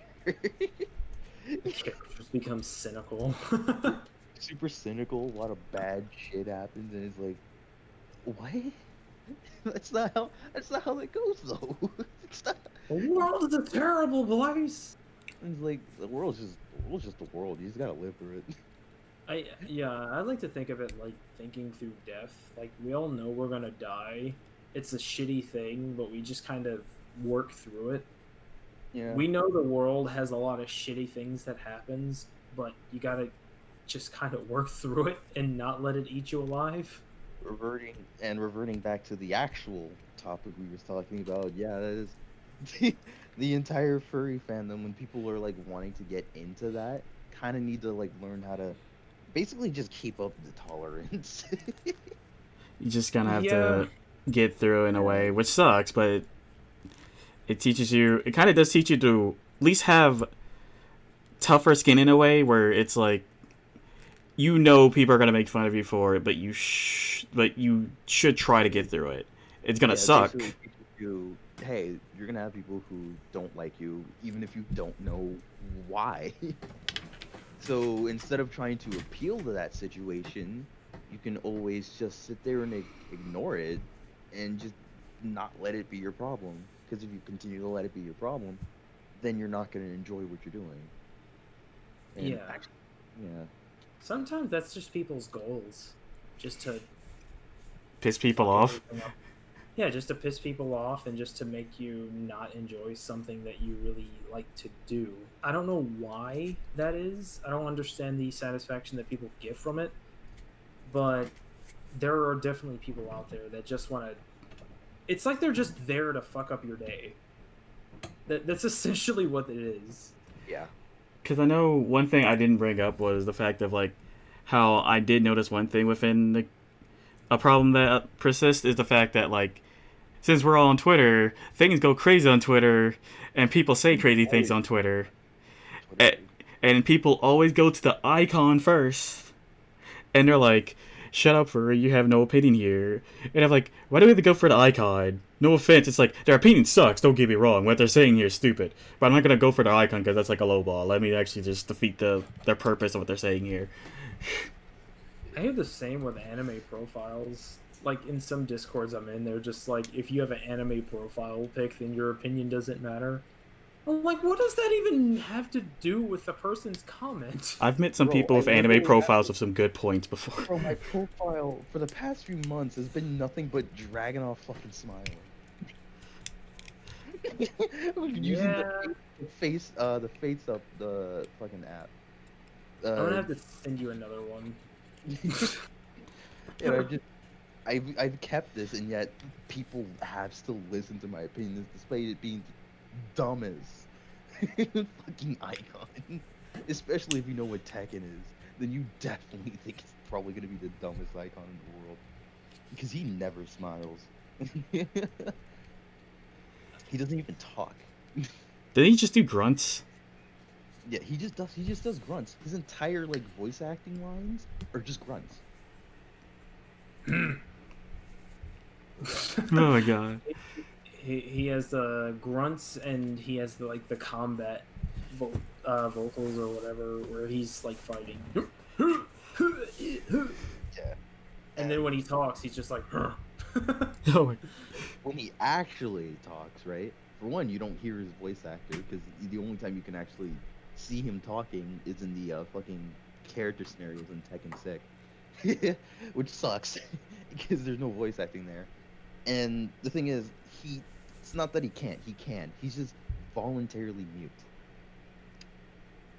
which is like, huh? I mean, I guess it would make sense. You're supposed to be a fucking officer, not an officer, a fucking military combatant or some shit. So like it wouldn't make sense for you to sit there and constantly talk and taunt the person you're fighting. Instead, it would make more sense to just pay attention. Even his playstyle feels exactly like that. Just pay attention, stop talking. This Edie did ask us a question a little bit earlier. To go along with the whole like, what's our favorite anthro character? This time he said, "What's your favorite female one?" And I've been rolling over it the whole time, and I'm like, I don't. I have. I just realized a lot of the three I have like that came to mind are like bunny ones though. One's Carrot from the new One Piece series, like from One Piece. Uh, fucking Judy from like Zootopia, and Oh yeah. then the new bunny girl, the new rabbit bunny girl who appeared in Beastar recently. Hmm. Oh yeah, her. Uh, shockingly, uh, this is also still from Beastars, but Haru. And the reason why, because I flipped flop between the situation of liking her and not liking her. Um, but She has that effect. yeah, no, she really does. She has that effect, like it's her like her emotions literally affect us at this point. Like, um, no, she is a character who is rather you would understand why she acts the way she does. I mean, it does um, explain it within like at least part of her origin within it.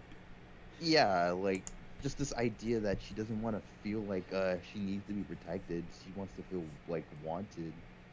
And the reason why she sits there and she sleeps around is because it feels like you two, her and the person she's sleeping with is on the same level, basically.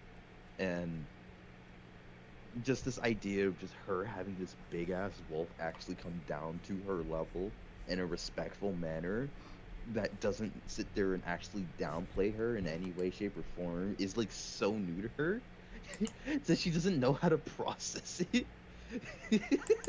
So she just takes offense to it at first, and then she over time finds it cute. And it's I don't know, I do like how their romance is because it feels natural too. Yeah. Like that, yeah, it's like it's two people, they just fall in love with each other. Uh but like over time, and then it just becomes like more weird, but also at the same time like more like connected. What And I like that. What about you, Reeves? Oh, like favorite what female Yeah. Andro character? Yeah. Uh, God. Um, I'd have to say maybe Crystal from the Star Fox Adventures. Okay. Well, the reason why is because when I was a kid, I had this humongous crush on this one girl that also liked me. She told me she did, and she was like, like a, this is more of like a sort of personal thing, but she, like, remember when I said I was like not really super popular in school? She was like the only person that kind of acknowledged me, and it felt kind of different when I was in school. Uh, because I just kind of felt like a nobody up to the point of her literally just coming out and saying that she liked me. And with this Crystal character, how I related to her, uh, for some reason, Crystal reminded me of her. Like this weird, well, it's not weird. It's just like it was like an anthro sort of representation of the girl that I had a crush on. So for some reason, my brain kind of related the two. It kind of established a connection with the two because in the game, even though it's very brief, like when you either play as Crystal or you kind of like you get to the last part when you actually get her out of the you get the crystal out of the crystal. You get her out of that. It just kind of sort of related the two, and I think that would be the most sentimental one that I have. So I would go with that. I would go with her of all. But if not her, I would probably go with Judy Hopps because she's just funny as hell. I don't know why. I just find her hilarious. Yeah. But yeah, that would have to be the one that I choose. I'm trying to think if there's anything I'm missing when it comes down to it. Like, is there anything you like else you wanted to bring up, Feline, when it comes to like the community and stuff like that? Oh, wait, actually, no, I do have something. Like, have you had any weird interactions with people within the community? Like, actual kind of like, oh, that was weird. Oh, I do. I have not. I have quite a couple of stories to tell. Oh, Well, with feeling. Wait a second. You still there, Feline?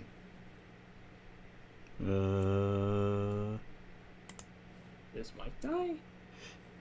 I don't know. Well, we're having technical difficulties with Feline, so. What? Oh, there you are. You were just quiet. Questions? Yeah, I was asking you to go. Wait. I'm sorry. I was sitting there actually reading one of the Beastars pages.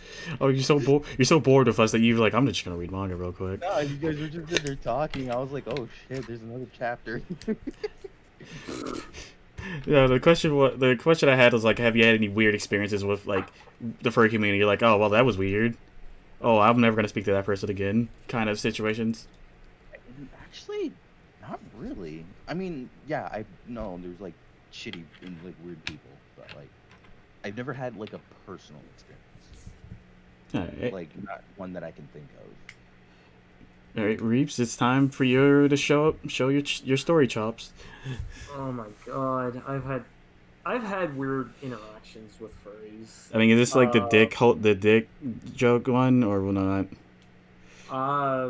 This is the one where I was at a rave at a convention. Ooh, was it Tabasacon? I think it was. It was Because either Tabasa- Colossal or Momo. Okay, because I say Tabasacon does the rave too, so I was sure. No, a lot of them do. A lot of them have a rave. Okay. At least the ones I worked at. So I was doing a badge checking job. After we set up everything, my boss was just like, I just want you on badge checking duty today. Make sure everybody's got their stuff. Go in, easy peasy. I was like, okay. So while I'm over there just checking everybody's badge going into the panels, this one person in a full like mascot outfit comes up, and she didn't speak. She had a squeaker set to the mouth, so every time her mouth moved, it squeaked like a dog toy. And I was like, okay, you do you. You got your badge and everything, and I checked for a badge she had and everything, but she didn't leave. Her friends left, but she stood there and just kind of stared at me for like 5 seconds, and I'm like, oh. um Immediately Ew. my brain was just like, I hope I didn't say anything wrong, and I hope she's not pissed off at me. But she just kind of sat there, and then her friends came back, and I was just like, I just out of nervousness, I was just like, I like your costume, and of course she responded with a squeak. And next thing you know, my coworker beside me is just like, I think she likes you, bruh. And as soon as I turn towards him, I turn around and get a face full of tongue. Like Whoa, like what? it wasn't the person's tongue. It was like the the mascot head. Okay, well, it's And still I turn not great, around but and I just see this big cotton made tongue licking me on my face. And then they jump back and they squeak a bunch of times, hopping around really giddy, and then they run into the panel room. And my coworker was laughing his ass off at me. I was like, uh, I feel violated. And he just looks at me. He's like, it looks like you got an admirer. I'm like, no. Dear Lord. I don't even know this person. Uh, and it was at that same con that they had the rave night. So the cons, for anybody who's watching, a lot of anime conventions will have a 18 plus panel. Or not, it's not really a panel. They have 18 plus panels at nighttime, but usually they'll have a sort of rave on Saturday nights. God, I miss those. But the bigger ones were kind of harder to manage because there were people that would take drugs before they ran into the rave. I mean, it's a Like rave. I remember doing I wasn't on badge checking duty that time because my boss let me off early, but I remember sitting in a sort of like a line of people that were going into the rave when they were setting up. And I remember seeing this one girl take she literally just popped some pills and was just like and I'm like, oh god, what did she just take? Oh, but I didn't question it. I was just like, I hope she doesn't die. I'm like, I'm off work. I didn't see nothing. Yeah, I was just like, I just want to just have fun. I just want to do my own thing. I'm off duty right now, so I just want to have fun. I go in there. And one thing that I can honestly say at every convention I've worked at is that furries want to fucking party. And they tend to be at the forefront of the DJ every single goddamn rave.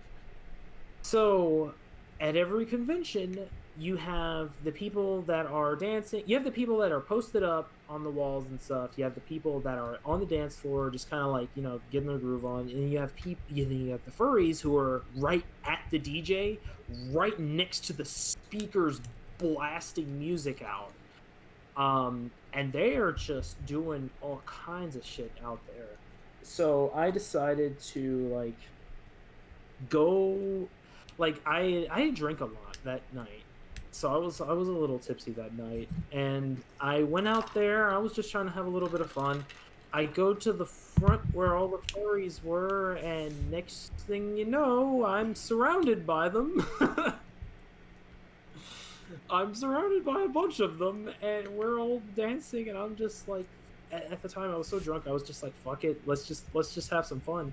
And next thing you know, as we were going, one of them came up behind me, and I felt these hairy ass paws going up my shirt. Ooh.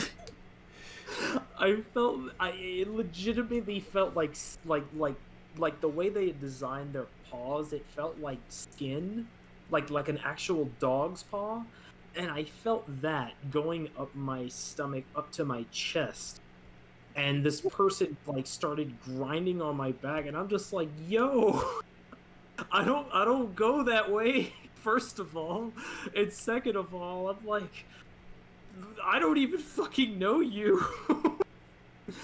So all I see is this big happy ass mask that this person was wearing, and immediately I broke out of my buzz, and I was just like, I need to go to the back. I need to go to the back because y'all are getting a little too gropey on me. And I was like the one of the only ones because you had they tend to hang out in like a group, and I went up there because I just didn't care. Um, but I was not expecting what happened to happen. And I was like, okay, I'm just gonna go back here with the people that won't grab me and touch me in weird places. Thank you very much. And that wasn't the first con that's happened at. I that there was a other con, whether it was Colossal Con was the biggest one. Go figure the name alone. But MomoCon, there was a video game slash anime con that I worked at that had a lot. I mean, there was furries at every single conventions I've worked at, is what I'm trying to say.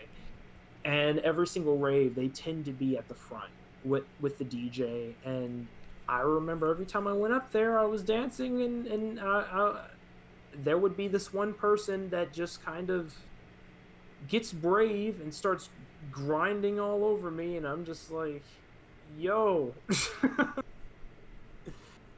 But that was my experience with that was the outrageous experience with furries at cons. But when it came to my day job, when I was just badge checking, I had a lot of meaningful conversations with a lot of them. Like, Yeah. a lot of them they're just regular people. I mean, that's really what it was. They're just regular ass people. Um, they tend to go wild at raves, but I mean, who doesn't? I mean, I Um, went to the one to BossaCon. We had a guy dressed up as Jesus go crazy dancing. oh god, I saw a guy dressed cosplaying Jesus riding on a skateboard, blasting like gospel music. I was like, this is fucking amazing. That might be the same Jesus. Well, some con goers actually they go to all the cons around the East Coast, at least where I live. And there was this. I remember what specifically there was this one guy who was dressed up, and I remember seeing him at different cons. There was one I was at. It was in Georgia. There was one I was at. It was in Ohio. I saw the same person, and I may not remember people's names, but I definitely will. I will remember your face. And if you're wearing an outfit, especially if it's the same outfit that I saw from the last con, I was like, I'm gonna remember that. Even if I see 100 people, I will still remember that. I will not remember your name, but I will remember what you look like. And I remember specifically this guy would go to all these cons. I'm just like, this guy must have a lot of goddamn money because he's going to literally every single con that I've worked at. And he wears the same outfit at every single con that I've worked at. And but I mean, in general, a lot of the like going back, a lot of the conversations I've had with people that were in full anthro gear that would just like super into the community, they're just regular ass people. They're not like outrageous, they're not crazy horny freaks. If they are, they still act normal. They're not weird about it. I mean, shoot, I consider myself a pervert with all the shit that I post, but I Yes. mean, I don't go to the point of I don't go to the point of letting it kind of take over my regular personality. And a lot of them, like I said, they'll talk about they'll just talk about regular shit with you. They'll talk about their favorite shows, their favorite games, their favorite kind of music, just like any other person would. And with my experiences with them, especially with the ones in full mascot gear, um, remember what I said earlier. You have like a tier list of people that are in the furry fandom. You have some of the people that like the art, but they won't dress as mascots. Like me, for instance, I love the art. I like the fan base, but I would not dress in the gear. I'm just not into it that much. And Yeah, then no, you have I people, just I just do the art. That's yeah, it. you be into the art. You're not really super into just like dressing up in the gear. And then there's some people that kind of take it a little bit far and they'll dress up in the gear and just like behave like the animal that they want to be. Yeah.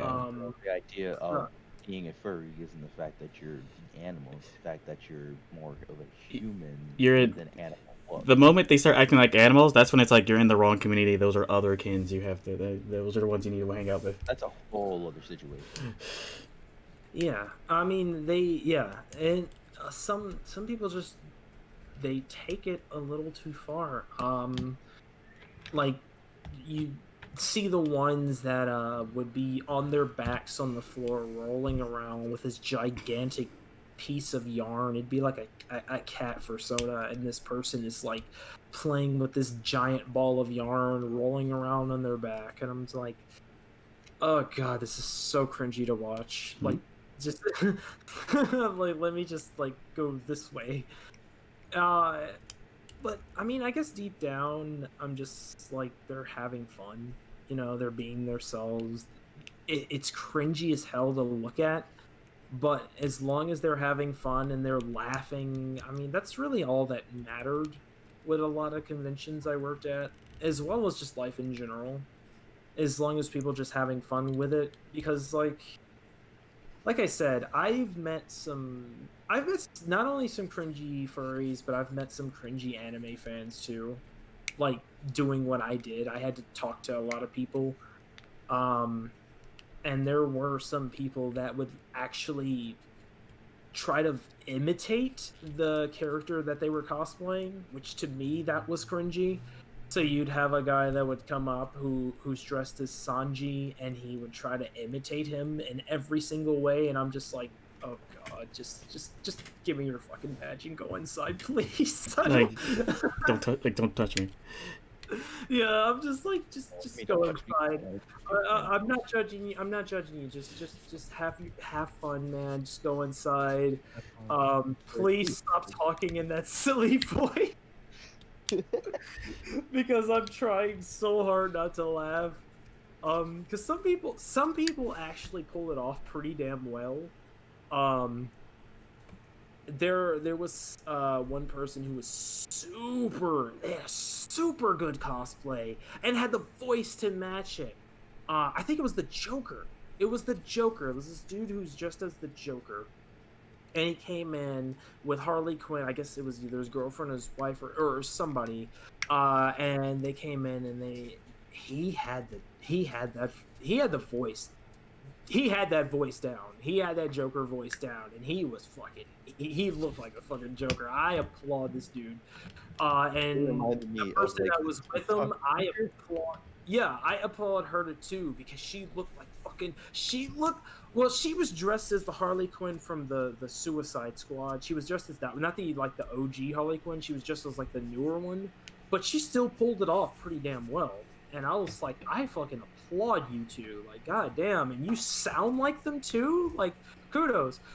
But then there's some of them that come up and they're it's almost as like they're trying really hard to do the impressions of the characters that they want to be, which I don't knock them down for it.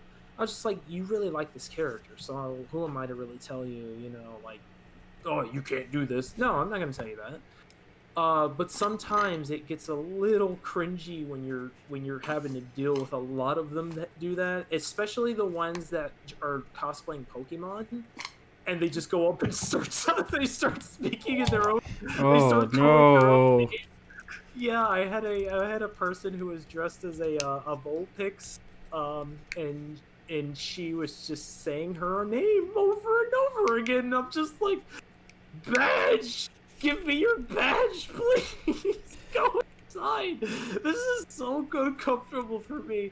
She's just like, Vulpix, Vulpix, Vulpix. I'm just like, I don't know what you're saying. Oh, Oh god, uh, I'm going too far. But let me I mean, yeah. let's All right. say let me answer Artemis' question real quick because she asked about does like pet play when it comes to BDSM and that would that be still too far? I'm like that's just Artemis. That's in the bed. That's in the bedroom. That's not you're not doing it outside the bedroom. So that's between those two people. As long as you don't break it out here, I'm fine. Shoot, I don't mind you. I should make. I don't know if this is a PG podcast. I made this rated 18 plus. I said you have to be older. I was about to say, I don't mind if you tie my ass up, but like, as long as you don't like burn hot candles on me, that. Everything else is like fair game. I don't really care. It's just like I guess the pain part of it is just like what's it called? CBT. We're talking about like we're talking about pet play in the BDSM, not like BDSM itself. Oh, pet play. No, that's fine. I don't care about that. As long as that you are dealing with a consenting person, just like with Yeah. everything else. She was related. She was relating it back to like what you were talking about, like how there were people actually acting like animals outside of the like in the con. But I'm gonna be honest with you, dog. The whole appeal of pet play, and I can understand it, is just this idea of having the sub versus dom thing. It's really all it is. Yeah, that is a It's lot just of that, just with the fact that you don't understand what your partner is saying or doing. Well, you know what they're doing, but you don't understand what you're saying, and you kind of just don't want to. Basically, like it's basically sub on dom. I mean, not sub on dom on sub, but with the added benefit of fucking a language barrier. Well, I feel like it's an unnecessary language barrier because I don't know if you're referring to an actual language barrier or you're referring to them trying to sound like the person that they are cosplaying. Because I've met some, like I said with the one earlier, they didn't talk. They just squeaked with a dog toy, and like I don't know where it was. It was coming out of their suit somewhere, but it was squeaking every single time. The head was moving, but squeaks were coming out, and I'm like, I don't know what you're saying. You're squeaking at me like a dog toy. I mean, she could have had I, a ball gag squeaker. Who knows? I need Crunk from the Emperor's New Groove because he can speak squirrel. Are those a I thing? needed him that day. I wonder. Are those? I wonder. Are ball gag squeakers a thing? I would not at all be surprised. I would That'd be laugh a my question I ass would off if it was. That would be a question I would not ask ever. Actually, Artemis answered it. She said yes. Yes, they are. Oh my god. Oh my god. Imagine being in the bedroom and you have like neighbors who are literally just hearing, "Arr!" and then you're hearing a bunch of dogs scream. I would hate to be that guy. Oh shit. I'm sorry. We're getting off topic. This is. Yeah, we're getting into some weird shit right now. Yeah. Oh yeah. Where were we at? I'm sorry. We were lost talking track about. of that. We were just talking about like the weird experiences, really, and everything. Yeah. Oh yeah. Yeah. Yeah. I've had some weird ones. I've never had any, so I was surprised. I've never really had any. Like I've met people who are weird, but they're not like nothing horrible has happened or anything to be like, well, that's gonna be scarring with me forever. So nothing like that. So I got lucky, surprisingly. I mean, I would like to kind of be there for your experiences, though, Reeves. No. Because I will Don't. not You're be gonna laugh not at me. Not yes, I would laugh at you. I would laugh at you forever. Like I'd be I like, got a lot of con stories. like I would actually ask that girl to give me. I would actually tell that person in the first day, like, hey, he wants your number. Like, he's just like, and I'll give. I would hate you. I would hate you so much if you did that. You don't know. You don't know what she's like under the suit. I mean, I saw her take the head off, and I was like, oh, okay, yeah.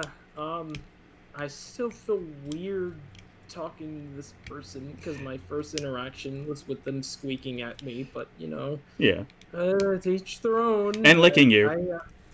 Yeah. That's also another thing, because I mean, it was definitely it was a weird boost in self-esteem, because I was just like, I have pretty low self-esteem, so when I have a person who just comes up and decides to just fucking lick me in the face, I'm grossed out, but at the same time, I was like, somebody likes me.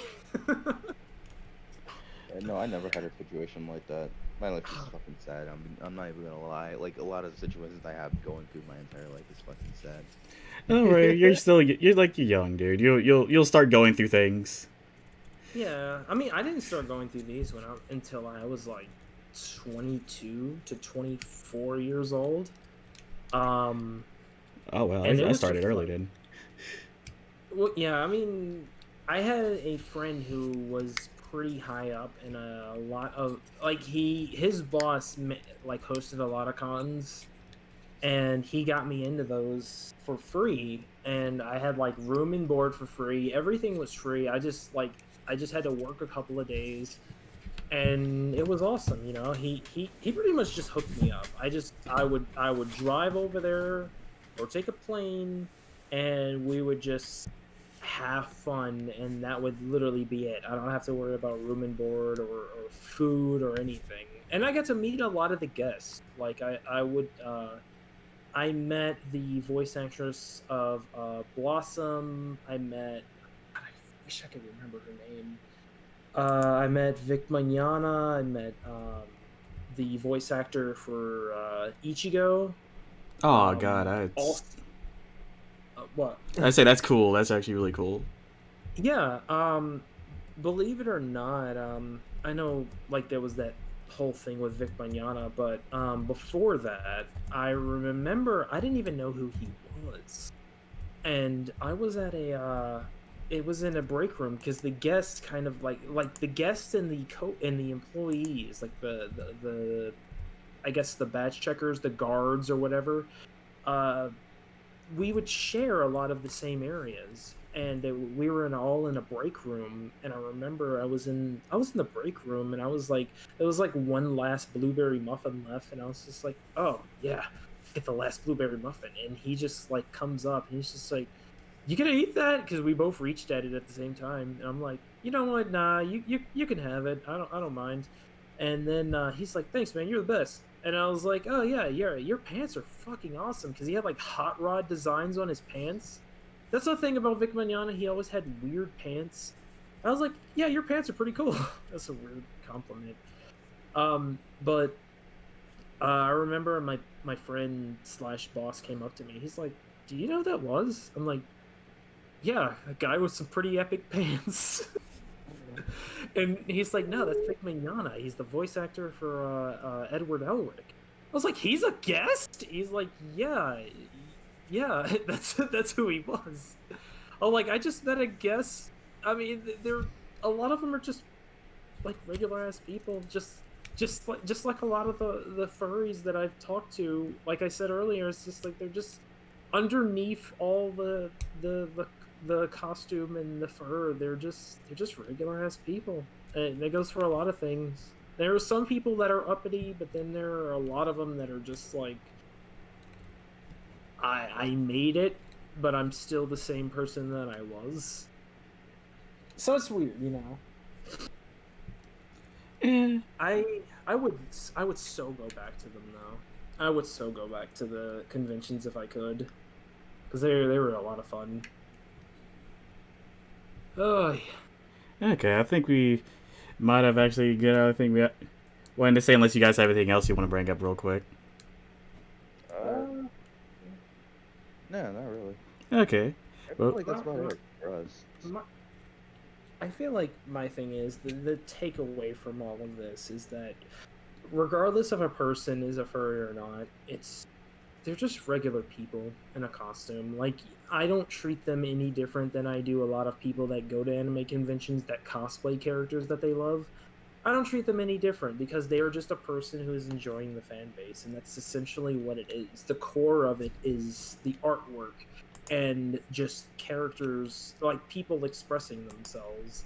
As far as the sort of lewd side of it, I feel like that kind of correlates to the expression part, because if you're in a fan base that's just like you can just be whatever you want, you're gonna have a lot of the people out there with different takes on I guess less to kind of do it. I feel like deep down I feel like if the anime fandom, like just anything, if they focused on any of that, they would probably have a lot of people out there that would be into weird stuff too. But you shouldn't you shouldn't categorize the entire community based off those people.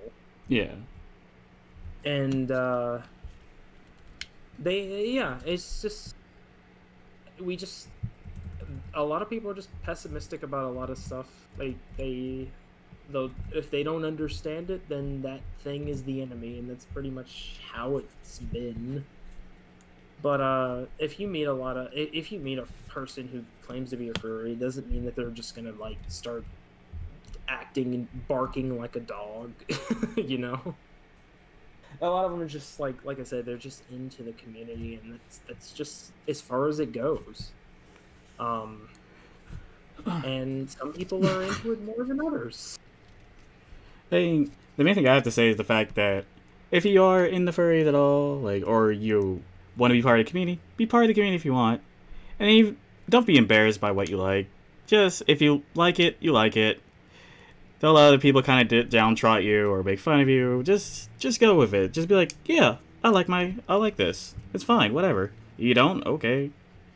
And like you said, they're just people. So if you meet someone who you really like and you vibe with or whatever, and they say that you're a furry, just look past that, because it's like, well, you haven't done anything. They haven't done anything wrong to you, have they yet? Or acted weird, or did any of the stereotypes that you hear about furries? Just treat them still treat them normally. Like, oh, well, whatever. I had friends that would make jokes about furries until at the time when I was still invested, I came out and told them, I was like, I'm a furry. I actually like to I love the artwork, and I like to like talk in the community.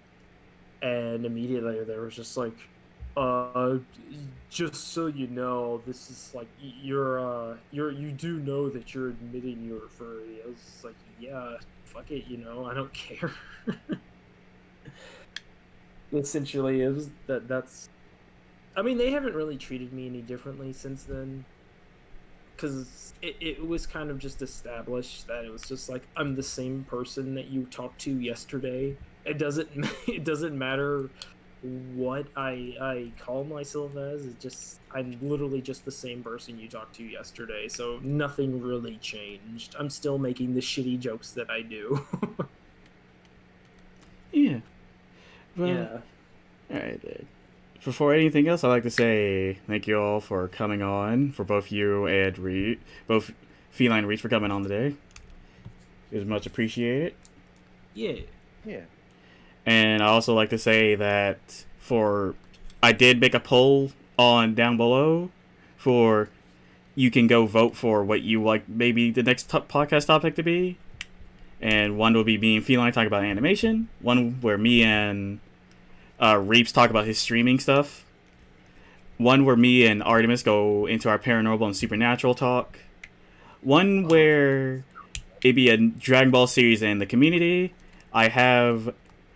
For this one, I actually have talked to Feline about it, and I'm thinking of talking to one of our friends named Taz about it, because in a sense, he's an actual Saiyan from what he's described of his life. No, he really is. So I could have a furry and a Saiyan in a podcast. I don't know why. Technically, you would it's be. How he is. It's how he is. Yeah. Technically you would be a part of the Dragon Ball universe, because there are furry creatures in there. So never mind. Maybe like a god of destruction, because those tend to be anthro. I don't know if you noticed. No, I mean King Furry. You don't remember that dog? Oh yeah, that one. Yeah, that the leader of all the people is a dog. Yes. And then Smart dog. And then one where I'm gonna try talking to one of my friends about it to see if me and him wants to go on and talk about pretty much in a sense of growing up, like being black and getting into anime, and like how we interact with the community and stuff like that. Okay, I have put the links down below for both Reeves, for where you can find Reeves, and all the links down below where you can find Feline. Go check out their stuff. You'll have a nice day. Thank you for coming on. Good night. I'll be back someday. Who knows when? Don't. It's random, man. Like people have lives, man. You gotta understand that. All right. See you later.